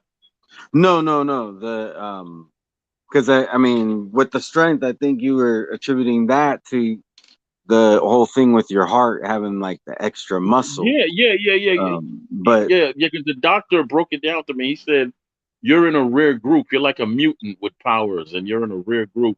He said only 10% of the entire world has this disease, and you just yeah, happen to be in that 10%. And I'm yeah. like, yeah, thank you. But the what I was asking about what do you attribute the like what do you think it is that when you wouldn't listen to your grandmother, do you Oh, do you think that was do you think that was just karma working that's a work? hard-headed ass child right there. That's all that was. That was a hard-headed ass child, and then you know, so you I never so you got think into any. it was just cause Uh-huh. and effect then, right? It Yeah, it's was just just me like being hard-headed, and the truth is, I loved her first breath and I loved her last breath, man. I was at all my grandmother, right? She was like something special to me, right? uh-huh. So to be honest with you, because I'm a grandma boy. My grandma died, and now I'm a mama's boy, right? Mm-hmm. So I remember I had three jobs at this time. I had one full time job. I was 28. I had one full time job at the airport. I had a part time job as a sky cap, the guy that takes your luggage when you come off the plane, right? Yeah. And then I worked in the parking lot at the airport and parked your car, right? So Uh-huh. basically, I had no days off. And my grandmother would see me because I would take food over there to her and my uncle, and she would be like, "You need to rest. You look tired, and you're losing a lot of weight." And I was like, Grandma, I just want to save up and get this house for the family. I just want to save up. She's like, listen to me. I keep having this dream that you die. And she broke it down to me. She said, you're going to be in this vehicle that's going to flip and you're going to get thrown out and you're going to die. Please take some rest. Didn't listen. Just again, I didn't listen. But not because I was being hard headed. I was trying to buy a house, right? Yeah. So I was helping my sister out with some stuff on the one day that you could say that I was off, right? Mm-hmm. But the thing is, I worked part time that day and I didn't go to sleep. And so we drove from the city to the county and back again. And I finally dropped her home and she's like, you need to sleep over here because your eyes are blood red and tears are coming out your eyes and you look high and you starting to slur your words and stuff. I'm like, I'll be fine, man. You know me. I'll be fine. She's like, yeah, stay over here. And I'm like, nah, I can make it. I can make it. So I was so close to where I lived that I could see my apartment window from the highway, right? And that's the last thing I remember because I fell asleep. When I woke up, I had a Bronco and it was flipping 4 times and I was doing 95 miles an hour. Dang. And DMX was playing. I had the CD player and the song is called Convo. It was you. It was you. It was you that made this play. He's having a conversation with God, right? Mm-hmm. So I've crashed so hard that the windshield blew out, all the windows blew out, the passenger side crushed down into the seat, right? And the only thing that happened to me is that I got a cut between my pinky and whatever finger this is, right? Mm-hmm. And then it flipped back over on the right side, and it was 2 in the morning, so it was no traffic, right? So I Uh-huh. get out and I'm confused as hell. So I just sit in the grass. Then I see smoke coming out the Bronco, and I'm like, oh. And these two dudes came and grabbed me. I didn't know who they were. And I was so confused, Red Glove, I didn't defend myself or nothing, right? I Uh-huh. was just out of it. So once he grabbed me, his badge fell out from around his neck, right? Mm-hmm. They were off-duty police officers, right? Oh So wow. so he pulled me away from the Bronco because he thought it was going to explode, right? Uh-huh. And then he said to me, "Are you drunk? Have you been drinking, sir?" And I'm like, "Nah, man, I got a heart condition. I don't drink. I don't smoke. I don't do none of that. I fell asleep. I have 3 jobs, man. I'm trying to buy a house. I'm trying to buy a house." And I kept saying that. And they just looked at each other. He was like, "I thought that you were gonna go over because see when they've been following me for 2 miles now, because that's how far back that they saw me swerving all up and down the street, right? Uh-huh. They even called an ambulance. They called the ambulance and they called the police. So when I crashed, the ambulance was right there and the police was right there, and the cop was very anal as hell. He gave me 4 points, which means I couldn't drive no more, right? Damn. So he said, "You sure you weren't drinking?" I said, "My man, I'm I'm married and I got 4 kids. I don't drink." So he was like, "You find this funny?" I'm like, "My man, I don't even know who I am right now. I mean, where am I?" So he was like, "You here," and I'm like, "Oh yeah, because my apartment is right." I said, "Wait a minute, I was on that side of the street." He was like, "Yeah, you flipped 4 times, man. You flipped 4 times. You don't remember any of that?" No, I don't actually. I don't know what happened, man. I'm just trying to buy a house, trying to buy a house. That was my whole thing, right? Mm-hmm. So basically, he said, "Can someone come pick you up?" Because, or no, he said, "Well, you gotta go to the hospital and get checked out." So I had to go get checked out, and the hospital was right up the street. So they took me to the hospital, and they said I had a concussion and all of that stuff, right? Uh-huh. So basically, did I stay overnight? I think I did. I think I stayed overnight, and then I went home the next day, and I didn't work for like 2 weeks. Right? They told me to chill out. I got to rest, and then but that morning at 1 in the morning, my grandmother called me on my cell phone, and crying. She's like, "Tell me," she said, "Tell me what's wrong. Tell me what's wrong." I said, "There's nothing wrong. I'm okay. Trust me, I'm fine. Why are you crying?" She's like, "I had the dream, and I saw you die. I saw you die. I saw you die." I'm like, and she described the Bronco and everything. I never questioned her again about anything, nothing. And I said, That's pretty "Well," crazy. I said, "Grandma, that was the vehicle I was driving." And she said something about my sister. She said, "Yeah, and your sister was in the car when you crashed." I was like, "No, no, no, no.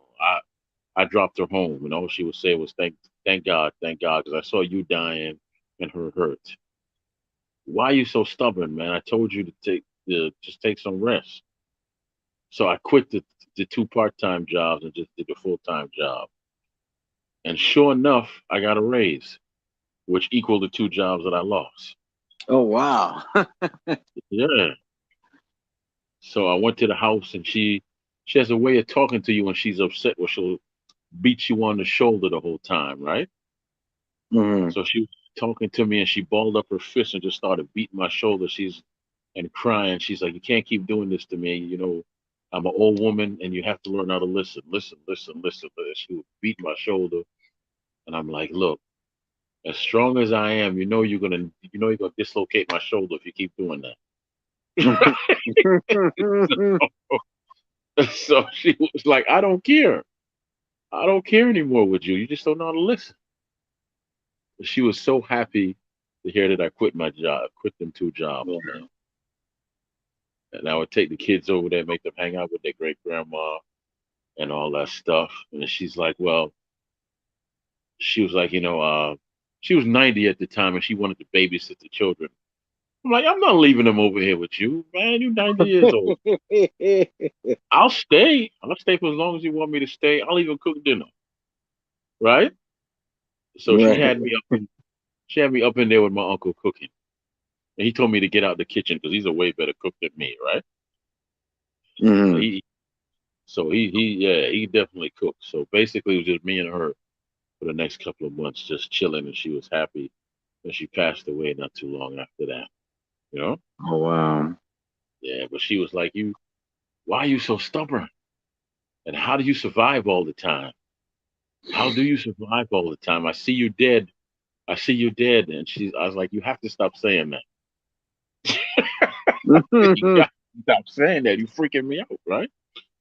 Let me tell you how bad. Let me tell you how pure she was with her powers of intuition, right? I called her one time because I had drunk some coffee from Starbucks, which I know better. It felt like it was iced coffee, so I figured I'd be cool. It felt like someone was taking a chisel to my heart, right? And she told me, "Get the hell off that road right now." She said, "There's going to be a truck pulling up with some wood in the front of it, and he's going to stop suddenly, and you're not going to see him, and that wood is going to come through the window and kill you." Let me tell you what happened. I drove for about a mile. It was a white truck that pulled up that had a bunch of 2x4s in it hanging out that had no flag or nothing on it, word for word, like how she described it. And I'm like, hell no, I'm not going to work. And I pulled off to the gas station. 3 miles up the road, someone else crashed into the back of that truck. Oh wow. I'm not bullshitting you neither. That actually happened. My grandmother saw everything, everything, right?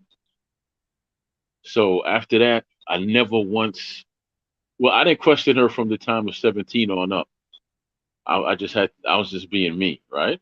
Yeah. But when that white truck pulled up, I nearly peed my pants again like I did when I was a child, right? I said, well, I'm not going to work. And I called out of work and I lost that job, which was good for me because it was 45 minutes out my damn way anyway. So, Yeah, but it's crazy how like those like like me, I believe in God. So I attribute this stuff to, I think everything happens for a reason. There's been times where, I've had dreams, and I don't want to get it twisted. Like I'm a very logical person too. I think that, you have to act with common sense and whatnot. But I do think that there's like, spiritual things that happen.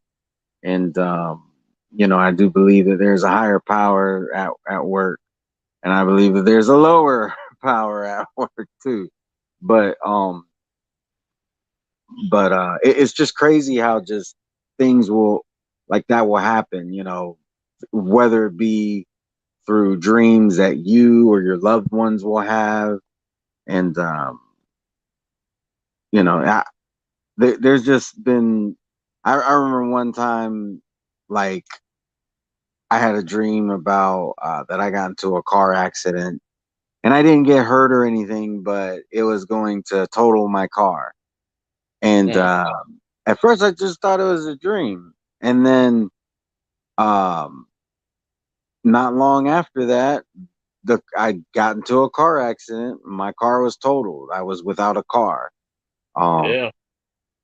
and that's just that's a much more simpler version of of like what I mean. That's crazy how your grandmother would just see these things and knew that they were going to happen. And I definitely think some people are more in tune with that than others. Like when I had my dream, I was just like, it's just a dream, But some people they can tell when their dreams are just dreams or when their dreams are a warning, And it definitely seems like your grandmother had that, that intuition, where she could tell, all right, this isn't just a dream. This is telling me of something that I need to warn somebody, about. Mainly you, sounds like. Yeah, mainly me is correct. But to this day, man, I think that she just had she was when it came to me, we were so tight and she was the empath and she just knew things and all that, right? Yeah. Because from my understanding, she was like that from the day I came from the day I was born, she was like that with me, all right? And then once my mother once my mother let me gave me to her as an infant, she just never let go. She said, "Yeah, this might be your child, but this is my son, right?"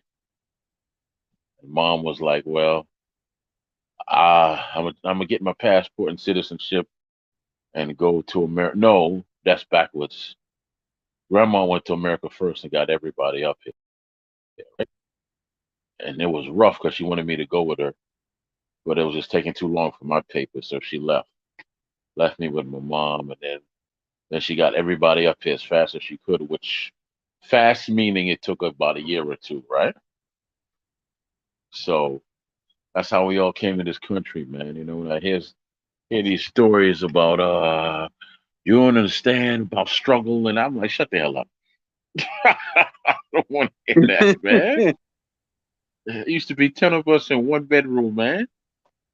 I don't want to hear that crap, right? I don't want to hear that. And then there was a storm and it blew off the zinc roof, you know? I want to hear about your damn struggle, bro.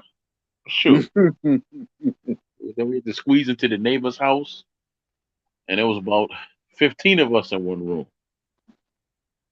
But it was so close, it didn't matter, right? But yeah, that's Yeah. that's a lot of love right there, man. To know that and all that, cause hell. Oh, you gotta check out the show I did earlier. I did a show on fatherhood, and my oldest is on there.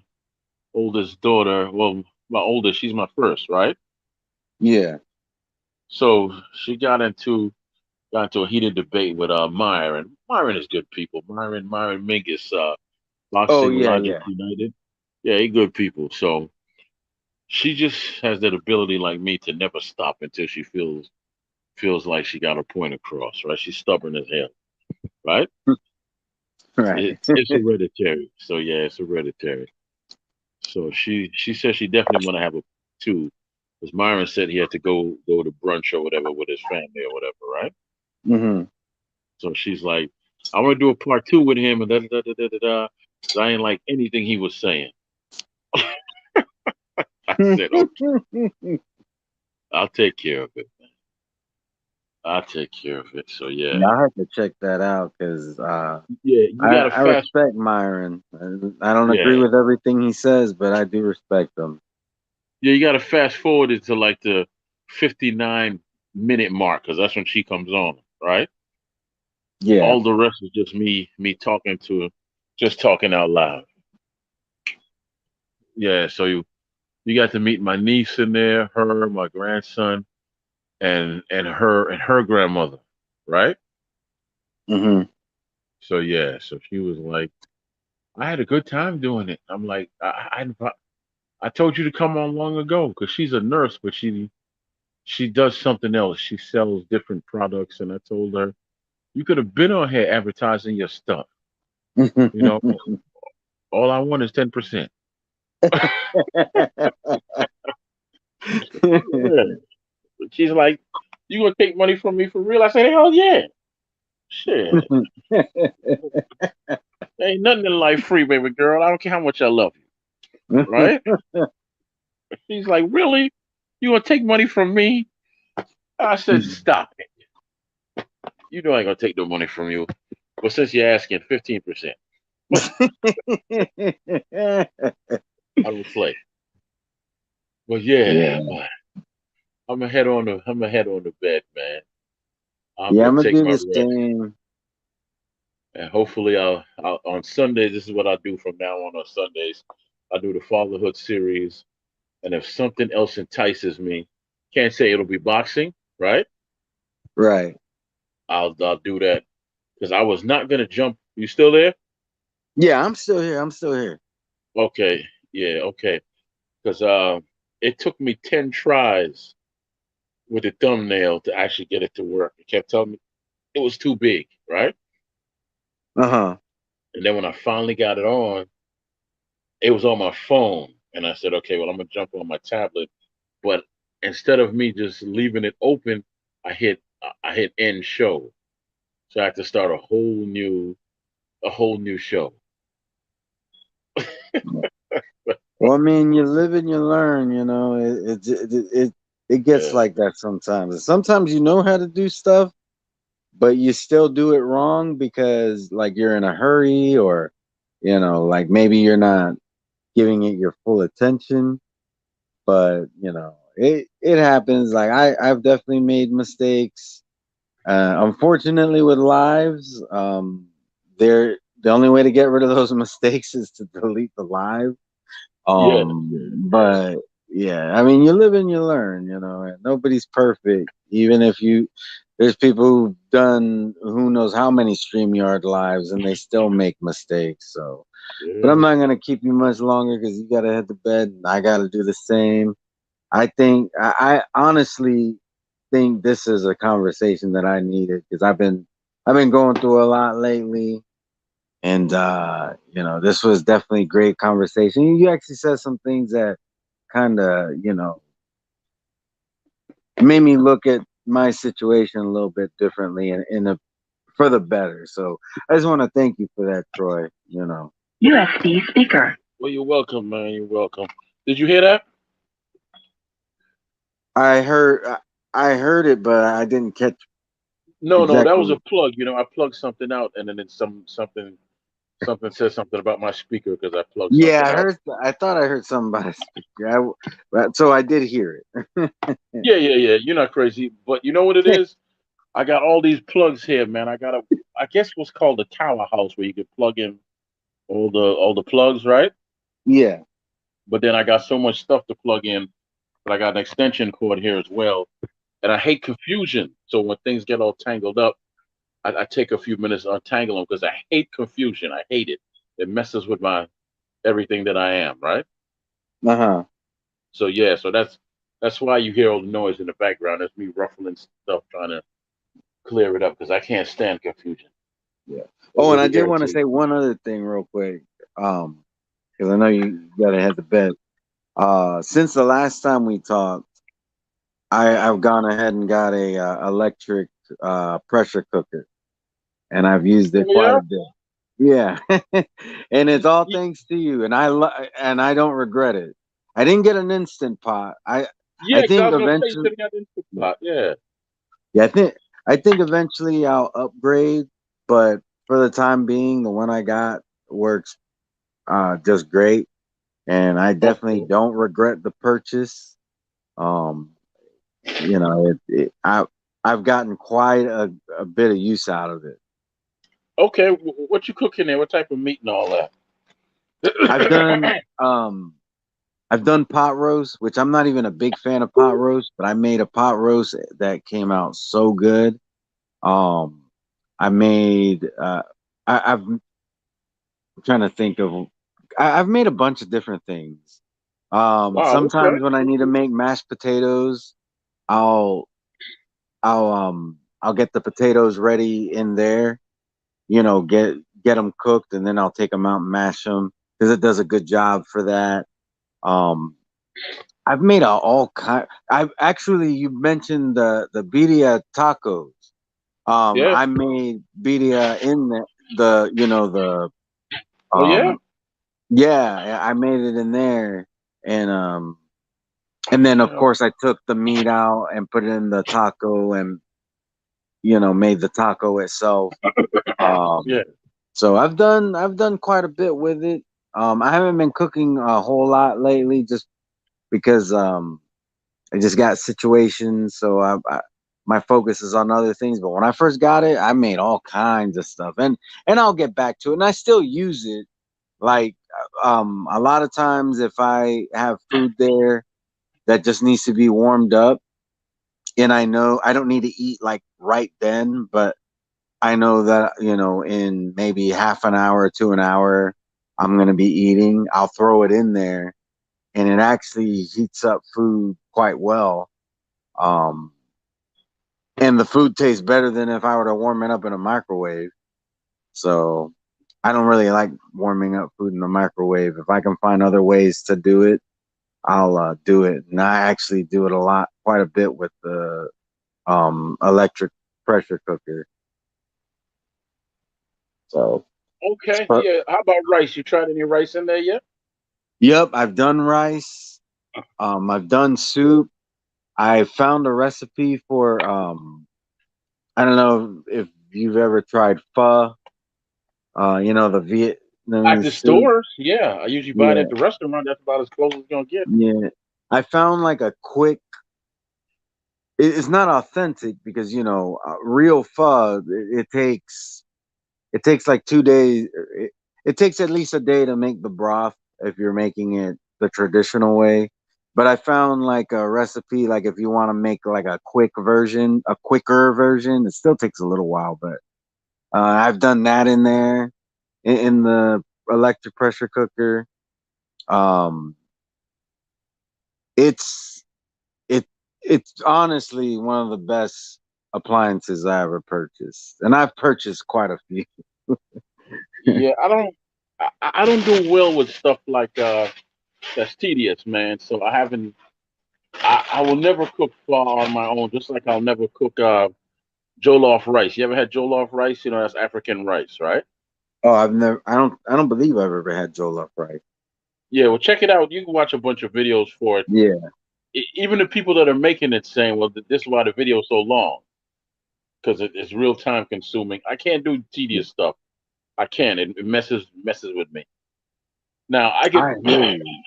I can make rice. My grandmother showed me that. I've been uh I've been paid to cook just a big ass thing of rice for somebody's birthday. All they wanted was rice because they had Oh, everything else. wow. Yeah, so this Instapot I have, there's a 12 cup, which is a lot of damn rice, Yeah, right? so you got a big boy. You got the big Instapot. Yeah, so I told them how much it was gonna be. I told them this how much the rice. She's like, cook that whole thing. I said, well, buy me this amount of rice, right? Uh-huh. And I've been sharing recipes like crazy now, but I don't give up my grandmother's rice recipe because her rice was so good that you didn't need no meat. Oh, That's how that's good what's it up. was. The choice rice is good, but it ain't great like that, right? Hmm. But it's damn good though. It's damn good because I got two secret things I do in there, and one of them again, I'll give you a hint. One of them is a very low chicken broth, right? Uh-huh. That I put in there, and the other thing, I'm not telling anybody. That's a I combination of mean, me and my grandmother. oh, She, okay. I mean, you're not she. even gonna tell the kid, like, Oh you're yeah, not yeah, yeah, even yeah, yeah. gonna, Oh yeah, the kids have my the kids come over all the time and go through the recipe books that are because I write everything okay. down. Because I I'm have gonna about four. say, Yeah, because at first I was thinking, oh, you're not even telling your kids, you're gonna take it to the grave with you. So that's good, keep it in the family. Like I dig that. yeah. I got a bunch of books going back to 2017 with none but recipes. That's what's So up. I gotta get back into baking. I made this. I found out about the pleasures of zucchini bread. Right. Uh-huh. I saw how to make that. You could turn that joint into bacon too. You can use zucchini and Zucchini? turn it into bacon. Yeah. I didn't know that. Well, do you know what liquid smoke is? Yeah, I know what liquid smoke is. Okay, well get yourself some liquid smoke. Slice that and slice the zucchini how thick you want it, right? Uh-huh. And then what you do is you soak it in a little bit of liquid smoke. Then you put your own seasonings on there. Me, I like maple and black pepper, right? Uh-huh. So I do that. Then you let it sit, and then I got a Power XL grill here. So what I do is I cook it on the black top, right? Uh-huh. I cook it on the black top at very high heat, maybe 350 or whatever the case may be, right? Mm-hmm. And I'm telling you, when it browns up, you're gonna be like, this looks like zucchini, but tastes kind of like bacon. Oh wow. You you can put it on your turkey sandwiches or to just eat it the way it is. I'm gonna Yeah, have to try to give that. I'm gonna have to give that a try. yeah, the same thing. I saw this guy and I want to thank him so much. He made chicken jerky in the daggone Instapot. I gotta try that, man. But because I'm so slow nowadays, I haven't tried it yet. And the first time I did it was an epic fail, right? Uh-huh. And I got two ice cream makers, and I tried the ice cream in there. you know, I'm Hey, still but that learning. a lot of times the fun is trying even if you fail. Because like fried rice, it took me a while to. I don't know how many times I failed. I don't know how many nasty fried rices I had to eat before I Oh finally man, made one that I was at least somewhat happy with, But it was fun. It was fun, no, I tell getting you the to that classic point. mistake that most people make when they first make fried rice, right? They Mhm. use too much oil, Yeah. hmm and then they expect the egg to cook up real fast. That egg has a lot of liquid in it, so you got to sit there and stir it, stir it, stir it, stir Yeah. it, stir it, stir it. You can't walk away either. You just got to keep moving your wrists, right? Yep. And you know how I know that? Because I Huh. found out the hard way. I stirred it, and I walked away for a second to go use the bathroom. I'm like, that damn thing didn't dry out yet. I had to stir it, stir it, stir it, stir it, stir it. And I forgot to turn the stove down. That's the secret of making eggs. Any egg you make, whether you're making an omelet or Yeah. anything, turn the stove down. Yep. So it didn't turn out good because I don't like yolk. I don't like Hmm. runny yolk at all. I find it disgusting. Right? Hmm. So I had to throw that thing away. So, well, the eggs, not the rice. Yeah. I, as long as it, you know, I said, well, I'm never going to do it again. I was cheating. I was frying the egg hard and putting it on top of the rice and vegetables with the shrimp and stuff, right? Hmm. So I was doing that. and I made a shrimp Philly. It was a salmon Philly, salmon, right? Uh-huh. That's my new favorite thing. I'm gonna get a bigger one next time, and and I want to use the moi moi, but they're expensive, right? Mm-hmm. And what I do is I get some mayonnaise, some spicy mustard, some honey, and I mix it all up before I put it on the toasted bread, right? Mm-hmm. And what I do is I spoon out a certain amount of a section of the bread, right? Uh-huh. And, and then most of the vegetables, that's where they go. Then on the other side is where the melted cheese go, the cheese and the fish and everything goes, right? Uh-huh. And then before I put the vegetables on, of course, I melt the cheese, and then like I said, I scoop out the other half of the bread, right? And I Uh-huh. fill that with onions, tomatoes, arugula, and I get some shredded carrot, which makes everything look beautiful, right? And I Mm-hmm. guess I get some onion rings. But before, let me tell you a secret, and try this with your pho.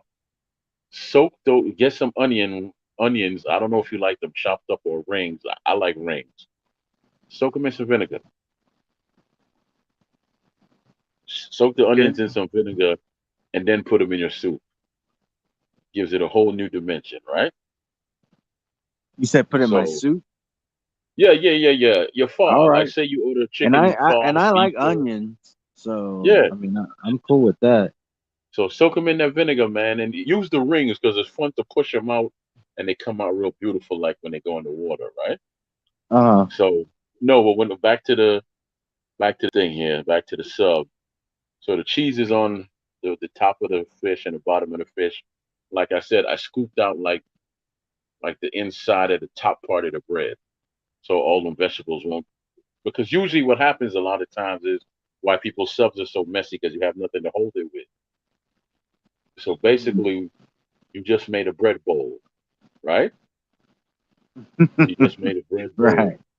and you could pat it back in there with the vegetables, and then get to work on it, cut it, and I like crunchy when it's totally crunchy.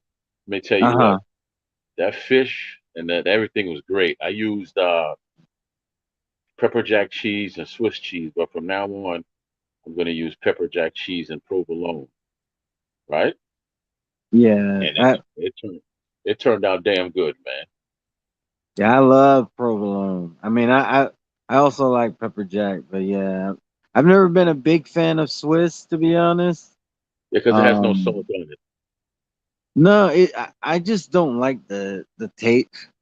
Because what it is Hmm. I don't have a problem with baby Swiss though. Baby Swiss, I it's just something about the flavor of regular Swiss, but baby Swiss is a bit. It's like the same flavor, but it's toned back. And yeah, I just never really cared for regular Swiss cheese, I but tell I you how you love combat provolone. that. You want to know a secret? What? You get some olive oil, right? Uh-huh. And you get a lemon, and you Hmm. squeeze some you squeeze some of the you squeeze the lemon into the olive oil, put a little black pepper in there, lemon pepper, right? Uh-huh. And some basil. You mix that all up. Let that cheese soak in there for a little bit. It's not that much really. Hmm. Tablespoon of each. A tablespoon of oil, right? And Uh-huh. then try that cheese. Then try it after you soaked it in the olive oil, the lemon, and the also mix up some honey in there too. Okay. You say, yeah. So I put honey in everything. You really don't taste it that much.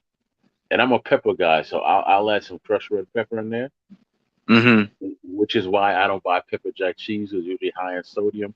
I Yeah. buy Swiss cheese and turn it into pepper jack cheese, Oh, okay. and that's how I work it because I can't have a lot of stuff. Yeah, yeah. And then, man, let me tell you what. But back to that fish sub and that veggie boat. That thing was delicious, man.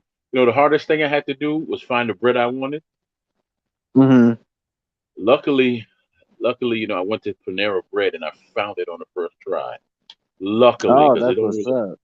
it don't really work like that around here. Because there's a lot of bakeries, but they're in the city, and there's no place to park a 20-inch van, 20-foot van in the city.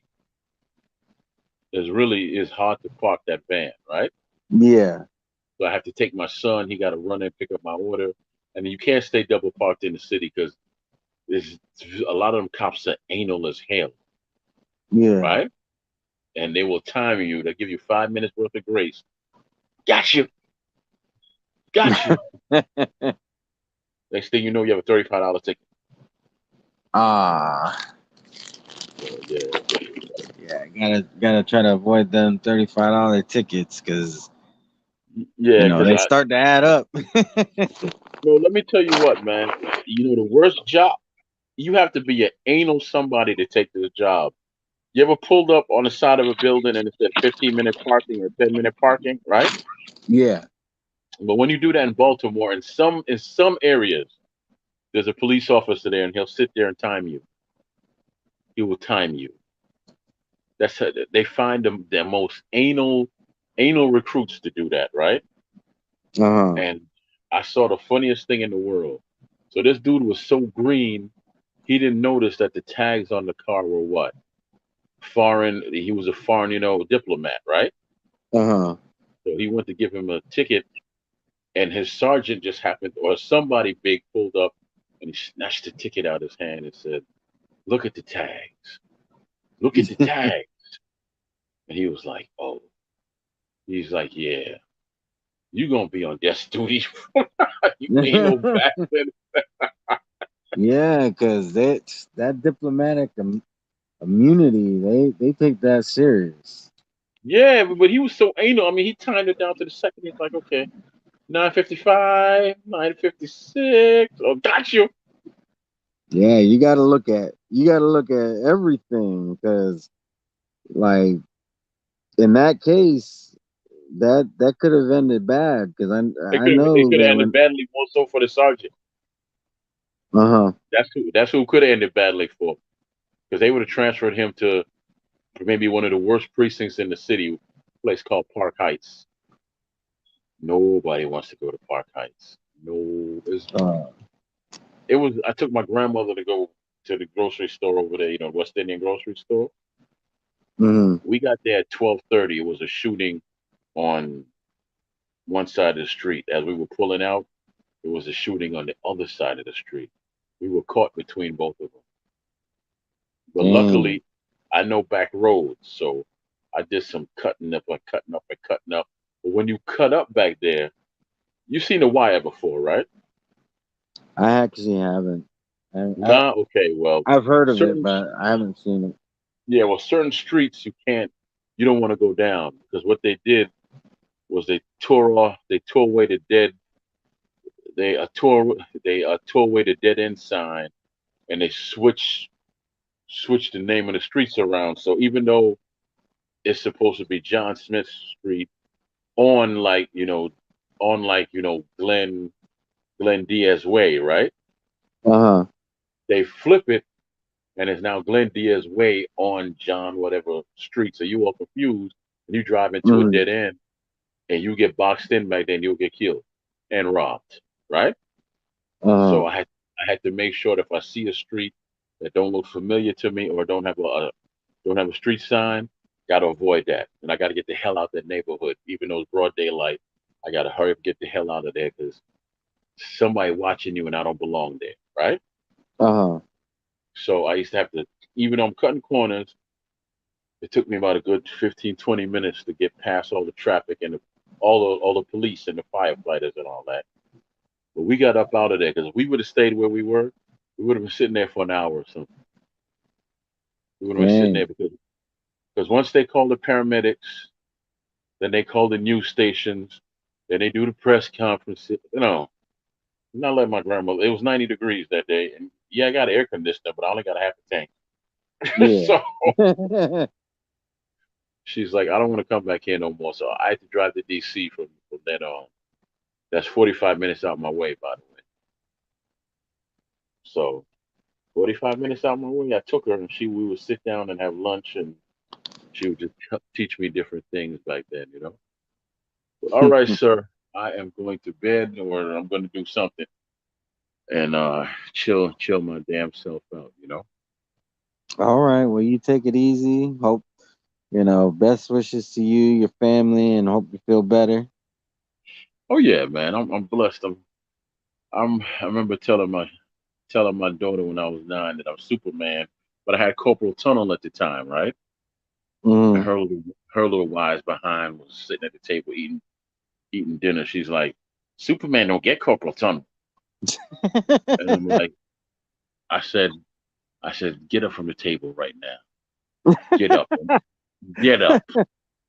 I'll show you. And I said, oh, and I walked her to the balcony. I said, say another word, and I'll hang off this balcony. She's like, Mom, he said he gonna hang me. I was not gonna do nothing to that girl. That's my baby. Right? All right, man. All right. Good night. Good night. Um, yeah, man. All right, yeah. Bless up yourself. Everybody who stayed for the second half of the show, just bless up. Thank you for coming through. Appreciate it. I am now officially worn the hell out. But guess what? I gotta go through the names again. Because maybe some new people popped in and I don't wanna miss anybody because I feel by rights I got to say your name and put you in front of the bright lights in Big City, baby. But yeah, Boxing, thanks for coming through. Don't be soft on me, man. I'm fine. Phil Cole Roberts. I'm an ass, I know. Phil Cole Roberts. Bless up yourself. Boxing Conversations with Reggie Owens. Big up yourself. Thank you for coming through and shining my shoes. Uh, K Suave, bless up yourself. God Body News, bless up yourself. Logic, bless up yourself. Part 4. Do you have like 3 other siblings? So is there part 1, 2, 3, 2? Part 4, bless up yourself. Logic, bless up yourself. Conshanarie, bless up yourself. I saw somebody. Where is he? Where is he? I know it's somebody else in this joint. Where is he? Where is he? Don't be hiding from me, man.